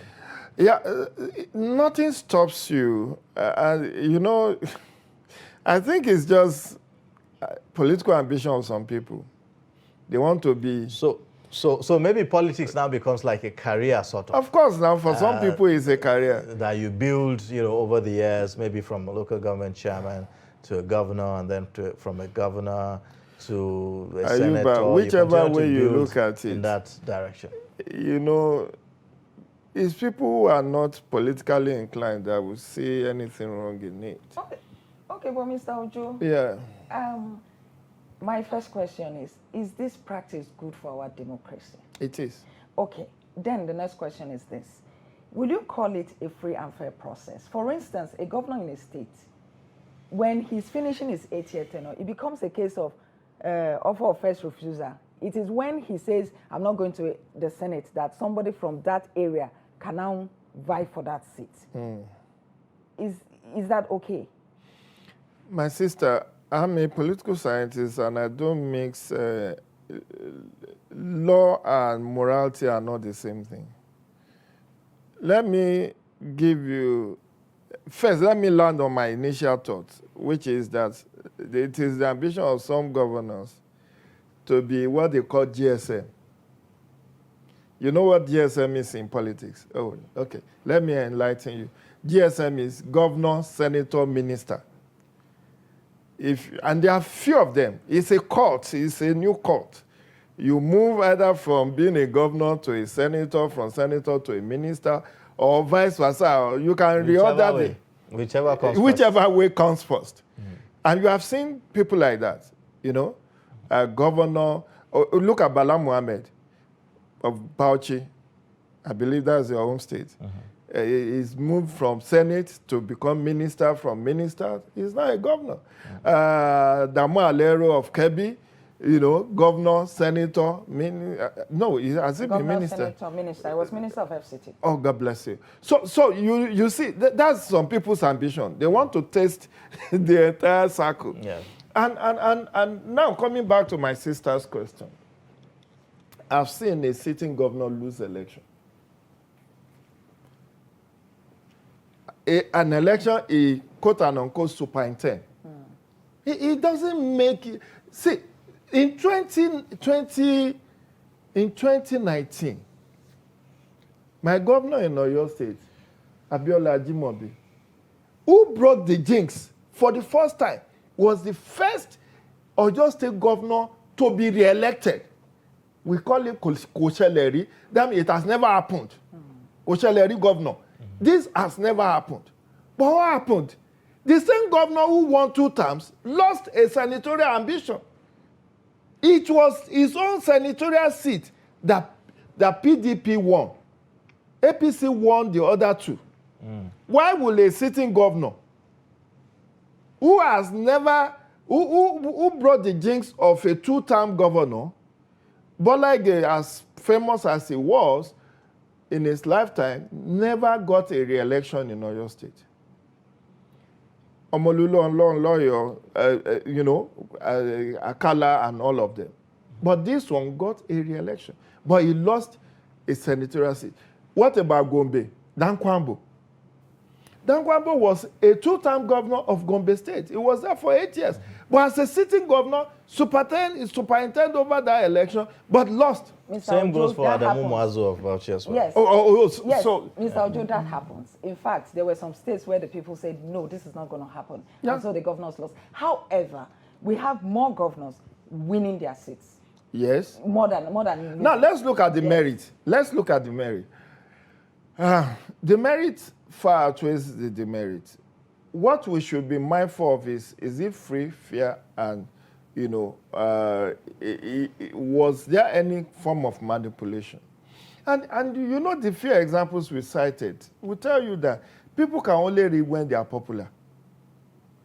And if Muazu, as a sitting governor, will lose in Bauchi after 8 years, if Dan Kwambo will lose, if Ajimobi will lose, there are about 5 of them that lost even as a sitting governor. It then tells you that it is not a automatic winning for any governor who wants to come to Senate. You must also earn it.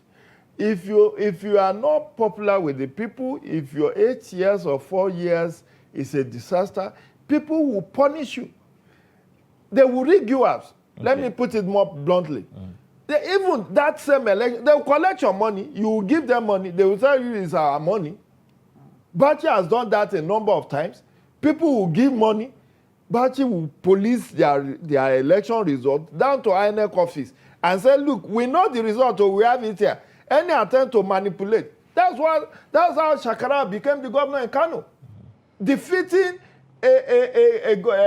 what is his name, who later became Minister of Defense. Kwakwaso. In 2003. Mr. Ojo, the case of Bauchi is a bit different. No, I've cited Kanu now. Yes, Bauchi people are a different. Bauchi people are a different set of voters. What if Kanu? Bauchi people are this set of people that will say, "This is who we want, and this is what we're going to get." That's Bauchi. Yes. They are different. In fact, I remember during the one election, when they took the light, they went and brought their lamps and all of that. Bauchi voters are different. However, most often than not, the governors of the state win the Senate, not because they are popular. In fact, we have had states where the governors did nothing as governors, but they moved. It was like promotion. It's like, I'm in primary 4, I go to primary 5. But do you see it as promotion, actually? Well, is it promotion? Because, wait, let's put it in context. You are a governor. A governor controls the state resources. If a Lagos state governor comes to Senate, he's poorer. Because as a senator, you are not controlling any vote anyway. Even there is no governor that will come to Senate and think is coming. It's just like, okay, I still feel I want to remain in power. No, not in power. I want to remain relevant. Yeah. That's the word. I want to remain, because the ultimate for anybody is to be a governor. That's why you see speculations that our Minister of Justice and Attorney General want to go and contest for election in Kebbi. Because as a governor, you control vote. Let me cite instance, and this is in public domain. Rochas Okorocha, when he was dragged before EFCC, when EFCC dragged him to court, you can Google it. He said, look, it's funny. They said I stole 2.9 billion. In 8 years, I didn't collect my security vote, which is 8 billion.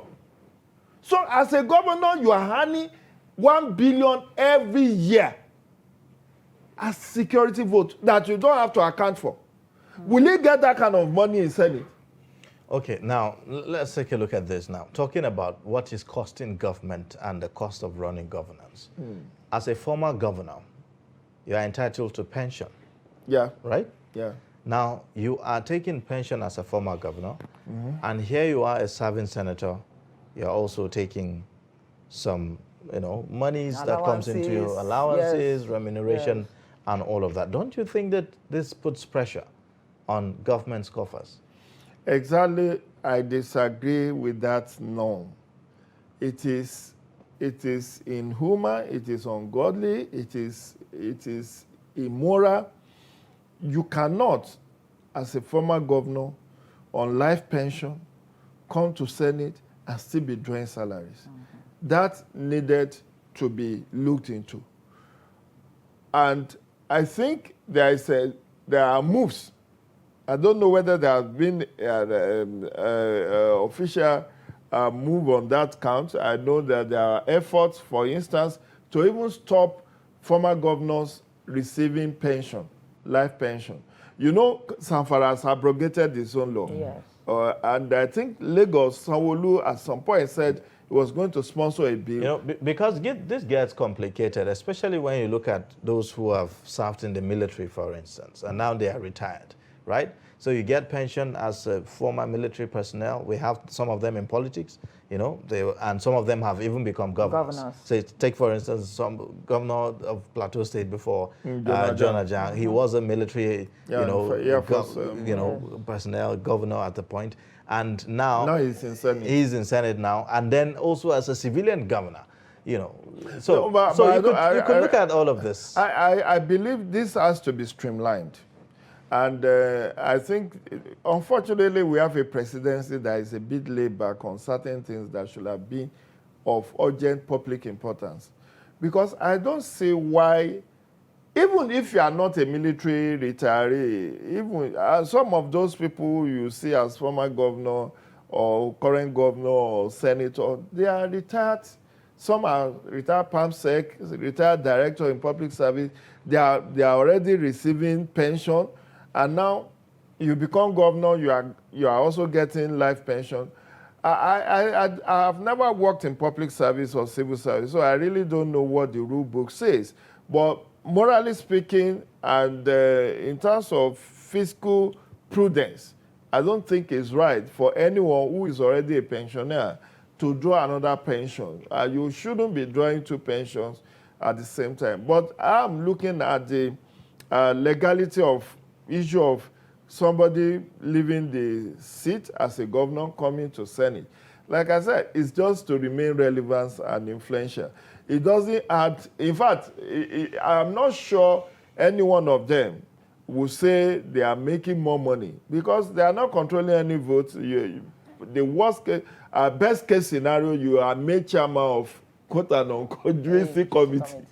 They call it juicy committee. But it's also influence, it's influence peddling.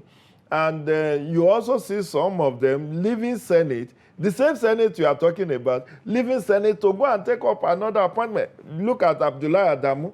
Abdullah Adamu was in Senate for 11 years, but he has just resigned to take up the national chairmanship of APC. His deputy, one of the vice, is it national, the deputy national chairman, North, yes. Also resigned. We also saw the current deputy governor of Zamfara State was in Senate before his appointment to come and be deputy governor. I don't know why I would leave Senate. So again, we'll talk more about this. We'll take a short breather. But when we come back, I want us to talk about the implication of this in our political space. Because again, if you look at this set of people, at a point, Nigerians sometimes will complain, oh, why do we keep recycling the same faces, the same people over and over? It's because these are the only people that we can see. But how about the others who are also, qualified to take on... Before you take that break, how is it that a governor that is a sitting governor, he had powers to do a lot of things to change his state. He doesn't do that. What kind of representation is he going to give his people in the National Assembly? I think we'll talk about that when we come back. Exactly. So please stay with us.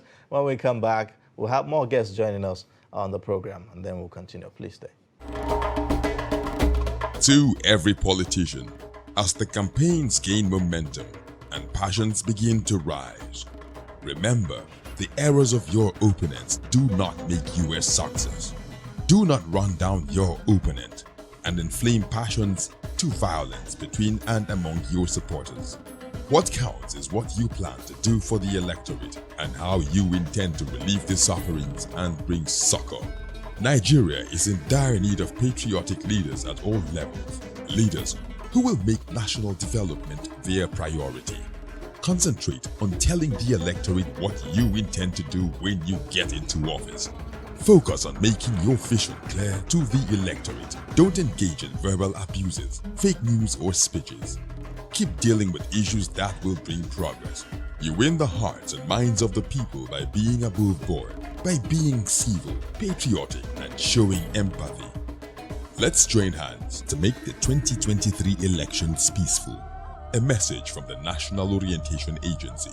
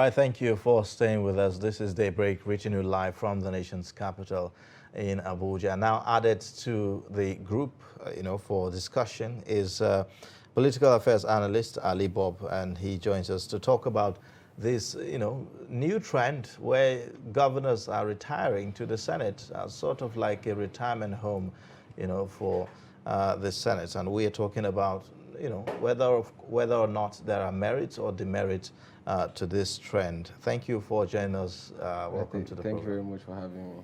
Yeah. All right. Well, I'll let Mr. Jide talk to us, about, the point that we were making, as regards, whether or not this is good for our democracy. I mean, how do you keep having the same people recycle themselves as if there are no other options? I mean, this is a country of over 200 million Nigerians. Isn't it just fair that when one serves in a particular capacity, it gives room or gives space for others to also, display their own, merits, what they have to offer? Thank you very much. On a lighter mode, I like the fact that we are now 2-2 goalless draw, so there is no cheating. You people were overwhelming me with your questions, but now we are equal partner. Like Stella said, you see, I try to distill morality and politics. You are hinting at morality. Are there no other people? Why are they? But you see, he who is afraid of throwing a dice will never throw six. You must be daring. You must be ready to take risk to be profitable in politics. If you are counting beans, you won't get anywhere in politics because it's about risk taking. It's like playing Baba Jebu with your money. You either win or lose. But having said that, there's a lot of merit in it because experience, they say, is the best teacher. If you have been a chief executive of a state and you are in Senate, you are more mature, your temperament, your demeanor, everything is supposed to be measured and you are able to advise. And don't forget, we talked about the Senate being the upper legislative chamber, where even when you look at the qualification requirement, for House of Reps is 30 years, for Senate is 35 years. That means it's people who are a bit more mature that are supposed to be in Senate. And there isn't anything fundamentally flawed in having somebody being in the Senate for a long period. Today, Joe Biden is the president of America, but Joe Biden spent, 34, 37 years in Senate of U.S., representing Delaware. 34 years and some 12 days as a senator from 1970s. The only time he left Senate was to be the vice president to Barack Obama for 8 years. Then thereafter, he didn't get the ticket. Clinton's wife got it. He didn't even contest at that time. Before he now contested, and today is the oldest American president. Now, the experience he has garnered as a member of the upper legislative chamber in U.S. will count for something. He will be able to deal with the parliament or the Congress in a bipartisan manner because he has friends across the river and all of that. And that's the example I feel that we should also look in line of. Well, but Jide, I have a concern about how this is also breeding and promoting the concept of godfatherism in our politics. Most often when this happens, this is how you get to see, okay, these same people will come up with people that they believe, are the right people that can do this thing. And then they give them their blessings, and before you know it, the political space is dominated by a kind of a group of people, a clique of people, and then a cabal of people, and that nobody can come in. It is not peculiar to Nigeria. That's just one concern. It's not peculiar to Nigeria. But we need to look at that. Let me let Ali Bob to chip in on this. Thank you very much. Mr. Jide has already said most of the things that I wanted to hit on, but I'll just go again. For legislation requires experience. So even if you look at the Western world, in UK and in America, you see that people in the legislative arm of government are quite older. So it is not, it is, the experience is necessary and is important. Now, coming to the Nigerian context of it, in the 8th Senate, we had about 15 former governors in the 8th Senate. What does that say? It says that, me, personally, I believe that these people understand, they understand power, they understand how to use it, and they know why they should be there. So, well, yeah, let me let you continue. I'll go for that. So they understand it because they know the importance. That's why they keep going into it. How they use it. Are you sure that this is not an assumption, though? No. How they use the power is. I'm not judging how they use the power. I'm saying that they understand they know what it is. So every election cycle, these same people come out and come out. Do they really know? Some of them do not really have a good track record. That's what I'm saying. That's what I'm explaining to you. That I'm not addressing the way they use the power.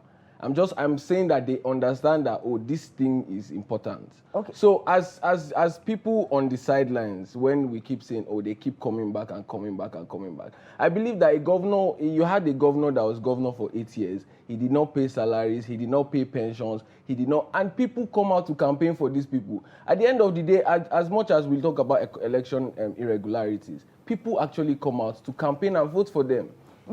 Ms. Alibo, see, first of all, I listened to Mr. Ojo's explanation about the US and all of that.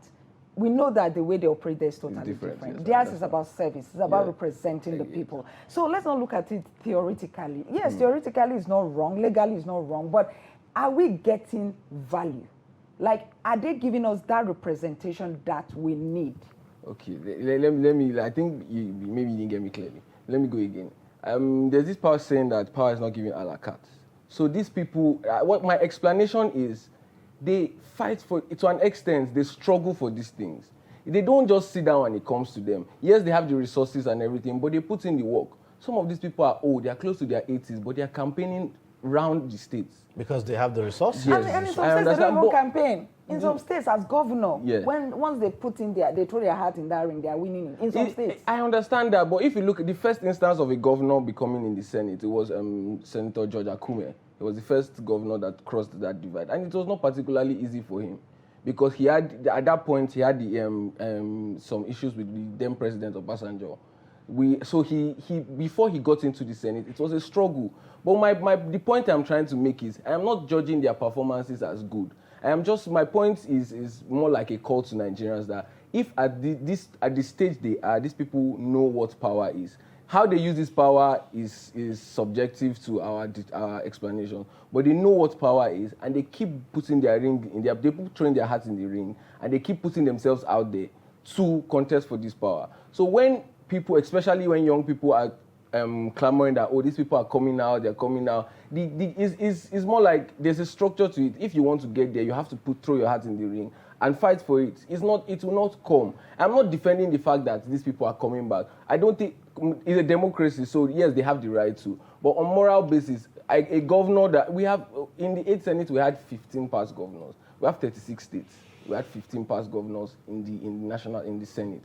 So these people, I'm not on the sense of morality. I'm not judging, but I'm saying that Nigerians have to come to the point where we know that this thing is a struggle. We are struggling for our survival. We are struggling for our lives, literally. So when things like this happen, we should come out and face this. Like, we should come out and join the game as well. As Nigeria is today, if you are a sitting governor and I want to contest for the same senatorial seat with you, will you say it to be a level playing field? Definitely not. Definitely not. Okay. But there have been instances where sitting governors have lost Senate. Few instances. Yes. But if I would chip in, Stella and Yuba, how many senators do we have? We have 109 senatorial seats. And you are talking of 15. Do the maths. Majority of those... See, one thing we need to understand, I'm involved in something which you may not know. I'm involved in capacity building for legislators. And I'm doing this for both federal and state legislators. We were at a workshop in Uyo last week, and one of the members of the State House of Assembly from Enugu State, their majority leader, said, look, this issue of rotational representation is robbing the assembly of quality service. Now, you train this crop of people for 4 years, and then they say, oh, it's the turn of another local government to produce a representative in the state assembly or in the national assembly. That's why some people never really get second term or third term, because there is an unwritten rule in their state about power shift or power rotation or stuff like that. And it robs off of quality, experienced lawmakers. Because, okay, in the whole of Senate, there is high turnover of senators. Just like there is high turnover of House of Reps members, there is high turnover of State House of Assembly members. You find that less than 30%, maximum 50% always make it back. Why? Because of issue of power rotation. So if your zone, in some states they call it zone, in some states they call it district, in some places local government, that they find a way to, so that there would be what is called more like federal character principle, or no domination, particularly in a multi-ethnic, multi-tribal state. So this has rubbed negatively on us in terms of quality representation. Is it the function of that is robbing the people of quality representation, or the lack of capacity to deliver by those who are representing? Because for every legislative assembly, you have at least 4 years, right? You have 4 years. So isn't 4 years enough, for you to deliver on whatever it is that you've promised to do within your term? Don't get 4 years in the life of a democracy is peanuts. It's insignificant. What I'm trying to paint, the picture I'm trying to put before us is, if you have to change every one of that team in every 4 years, there will be no institutional memory. In fact, in some states, when I want to do facilitation and I ask, how many of you are second-timer here? You see only 1 or 2 hands. So in that case, should we be considering changing the tenures? No, it's not the fault of the Constitution. The Constitution does not even have a term limit for legislature. Both federal, state, or local. There is no term limit. Perhaps maybe it will buy more time for the representatives. Maybe we should consider something of maybe a single 6-year tenure, like was proposed, some years ago. Yeah. I don't know if that makes any much difference. See, this is a wider challenge than we are painting. We are just isolating issue of the governor becoming senator. The non-performance of our parliament is deep-rooted. Many of them are in the pockets of the governor. I've seen a member of parliament who told us that they received bribe not to pass a particular legislation. They were told, the governor doesn't want this passed. Here is for your cola. And they receive it. The legislators, they collect now, I have another concern, Mr. Jide. Now, we've seen situations where governors, for instance, because of their powers at the state level, get to decide who goes to the Senate, who goes to the House of Reps, and sometimes maybe use some of these lawmakers as stooge, as someone to just go occupy the space on my behalf. I'll be done in the next 2 years, or I'll be done in the next 4 years, and I'm coming to the Senate. So let's have that agreement. Once I'm done with my tenure, you will be stepping aside, and then I become the next senator. Something like that. How can we checkmate that? Why do you want to checkmate that? Okay, what is the person? So it's an arrangement that. Let me give you. Why do you want to checkmate that? The guy is being smart. See. Let me draw two quick examples. Tambuwal contested for presidency in 2018, ahead of 2019. He didn't win. They've closed primaries. Somebody had already been nominated for governor under PDP. But the person stepped down and he came back. It's like that. Let me also give Doyediri in Bayelsa. The Seriake Dixon was the governor. So it was when they were to field who is the governorship candidate of PDP. He decided to field the serving senator, knowing full well that if this man wins, the gate for Senate to open, and which is what happened. And the permutation works for. Okay, let's go back to the same thing Mr. Jide said. Mr. Jide said some people don't have enough time to represent. And you also said that now they don't have enough time to represent the people, right? You said so. Now the governor who has to, right now, I know that some governors have told the person representing the senatorial district that, look, I'm coming. Yeah. So, and he asked you that, isn't there a need to checkmate this? You said no. So well, I said, why do you want to checkmate it? It's politics. Checkmate it now because you said that this legislators need more time. Who is to checkmate it, Stella? Who is to checkmate it? It's the electorate. That goes back to the point I was trying to make, that it's the electorate that has the decision to make, because these things, they are not illegal. It's politics. Politics is about organizing and mobilizing. It's not everywhere the electorate can make this decision. No, they can. In most cases, the electorate can. In some states. If they decide to do protest vote, it happens. This is not the first time, this is not the second time. There have been protest votes over time. In the apartheid Third Republic, issue about nomination was why SDP lost Lagos. 40 member State House of Assembly won by SDP. But issue about who is to represent SDP between Femi Agbalajobi, Dapo Sarumi became so volatile that they fought to finish. So, for all the other positions, this is an election that took place simultaneously. If you don't know, go and read that history. The House of Assembly and the governorship election took place on the same day.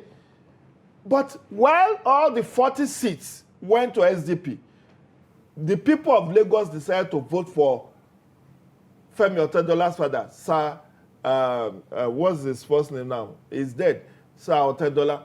He won. He won under NRC. And you wonder, how did this happen? Another issue of protest votes was just recent in the Dixon and Droye's case. When that happened, and the people saw what happened, and there was a protest vote. David Lyon won the election. It was the courts that now overturned it. So in the real sense of it, the electorate can actually make a difference. So at what point can the electorate invoke this protest votes, quote unquote? What do we need to see before the people can decide, okay, we've had enough? I believe some of, like we said earlier on, why this conversation is very important is because some of those politicians, some of those lawmakers do not have a track record that speaks well, that actually you can hold on to and say, oh, this person delivered and they did very good and all of that. In most cases, they buy their way in to this to the National Assembly. What I was going to say is, for example, I personally, I believe in 2015, the election was almost a protest vote. At that point, people did not really consider character, track record. What happened was we did not like what was happening and we wanted a change. And it happened. But like you will not deny the fact that 2015 election reflected the yearnings of the people. That is what they wanted. They did not care about the specific. They wanted change, and that's what happened. So it has happened. So should we just change because we wanted change? I was just giving an instance of where it worked, where the elected. So, and this is just to show that it is possible. When people are tired, when the system, when it does not work anymore, people actually can do this. Do you understand? It happened. Yes, and it has learned. And a lot of people will say, well, we've gone for the change, and this is where we are, right? What should Nigerians be looking out for? Okay, so I think in platforms like this and other platforms, the conversation should move towards trying to critically scrutinize the people that are throwing themselves in for elections. We have about 25 aspirants that have bought the presidential form. Most of them are not new people. Most of them have been senators, ministers, governors, different positions. Now, what have they done when they were in those places? These things are important. They are public knowledge. It's not hidden. These informations are out there. So when Nigerians want to vote, what the conversations should be going towards, let's critically look at these people that we are voting for. We've seen where we know that we have the power to vote and it works. Do you understand? Yes, there might be conversations here and there about the electoral integrity, but fine, it works. Examples have come out. So the next phase of the conversation is the character of the people that you are voting in. Who are you voting in? What are their track records? What have they done? What is their? And if you even listen to, I listened to all most of the declarations that will happen. If you listen to the declarations, you will hear clearly. You will hear clearly these people's agendas. It's just for the fact that we might be careless enough to ignore it or overlook it. But when you listen to these things, you hear this. They say it. Okay, Mr. GJ, to round up, because of time, we have to round up this conversation. 2023 is approaching faster than we can imagine. What should Nigerians be looking out for? I mean, well, you seem to be okay with this recycling pattern that we are having right now. But again, there are some crucial issues that needs to be maintained regardless. Well, don't get it twisted. Myself and my colleague here are not, you see, you don't come on here and make beer parlor arguments as somebody who doesn't understand what the system is talking about. You know, many of us in Nigeria, we are very emotive and we are quick to dismiss and say, no, is immoral. What did the court say when Yade defected or when Dave Umahi defected? They said there is no constitutional basis for us to remove you. Yeah. But the Justice Taotao, I think he was the one that delivered Yade's, he said, as immoral as it is, there is no constitutional provision. Exactly. So exactly the point. Should we be considering maybe looking at the Constitution so that we can take into some of this, which issues into account? Which is one of the things to be done. Yes. Let's look at the Constitution. If you have served as governor, do you want to debar them from moving? It's also about Section 40 and Section 42 of the Constitution about fundamental human rights. Yeah. Is it within their right to contest? You see, the power of vote is so enormous if only we exercise it. The electorate has the power. And I've given you several instances from time past, not even in this Fourth Republic, where people have used vote as a protest to voice out against oppression, where you see an upset in an electoral contest. You know what happened in Imo? The people of Imo voted against some of the people who are today representing them. Yeah. And we know what happened. And that has been taken care of now. That's part of the reason why in this electoral 2022, there is not a provision that says whoever is declared under duress, or if you induce or procure a result, INEC has 7 days within which to review that result. So you cannot put somebody under duress and say, declare me governor, declare me senator. That's maturity of our system. That's why we say we don't want military intervention. Let's continue to learn and make mistakes and correct our mistakes. The electoral has a lot of power. And we got what we wanted with electoral 2022 about technology, the use of technology. It is not to hold our next feet to fire, to say you have to perform. You have no excuse. You've been giving money. 305 billion in 2022. So give us credible election. Let our vote count. If the vote counts, you will see more upset in 2023 than we have ever seen before. All right. Well, thank you so much. We have to end the discussions here. Thank you, gentlemen, for coming and joining us on Daybreak to give us your perspectives on these crucial issues.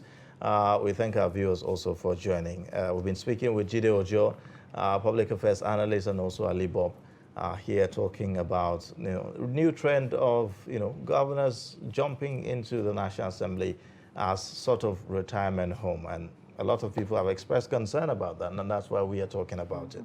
Well, with that, we've come to the end of the program. You can connect with us via all our social media platforms and also subscribe to our YouTube channel to watch more. I am Ayuba Ilya. And thank you for spending this part of your morning with us. I am Stella Iyaji. Bye.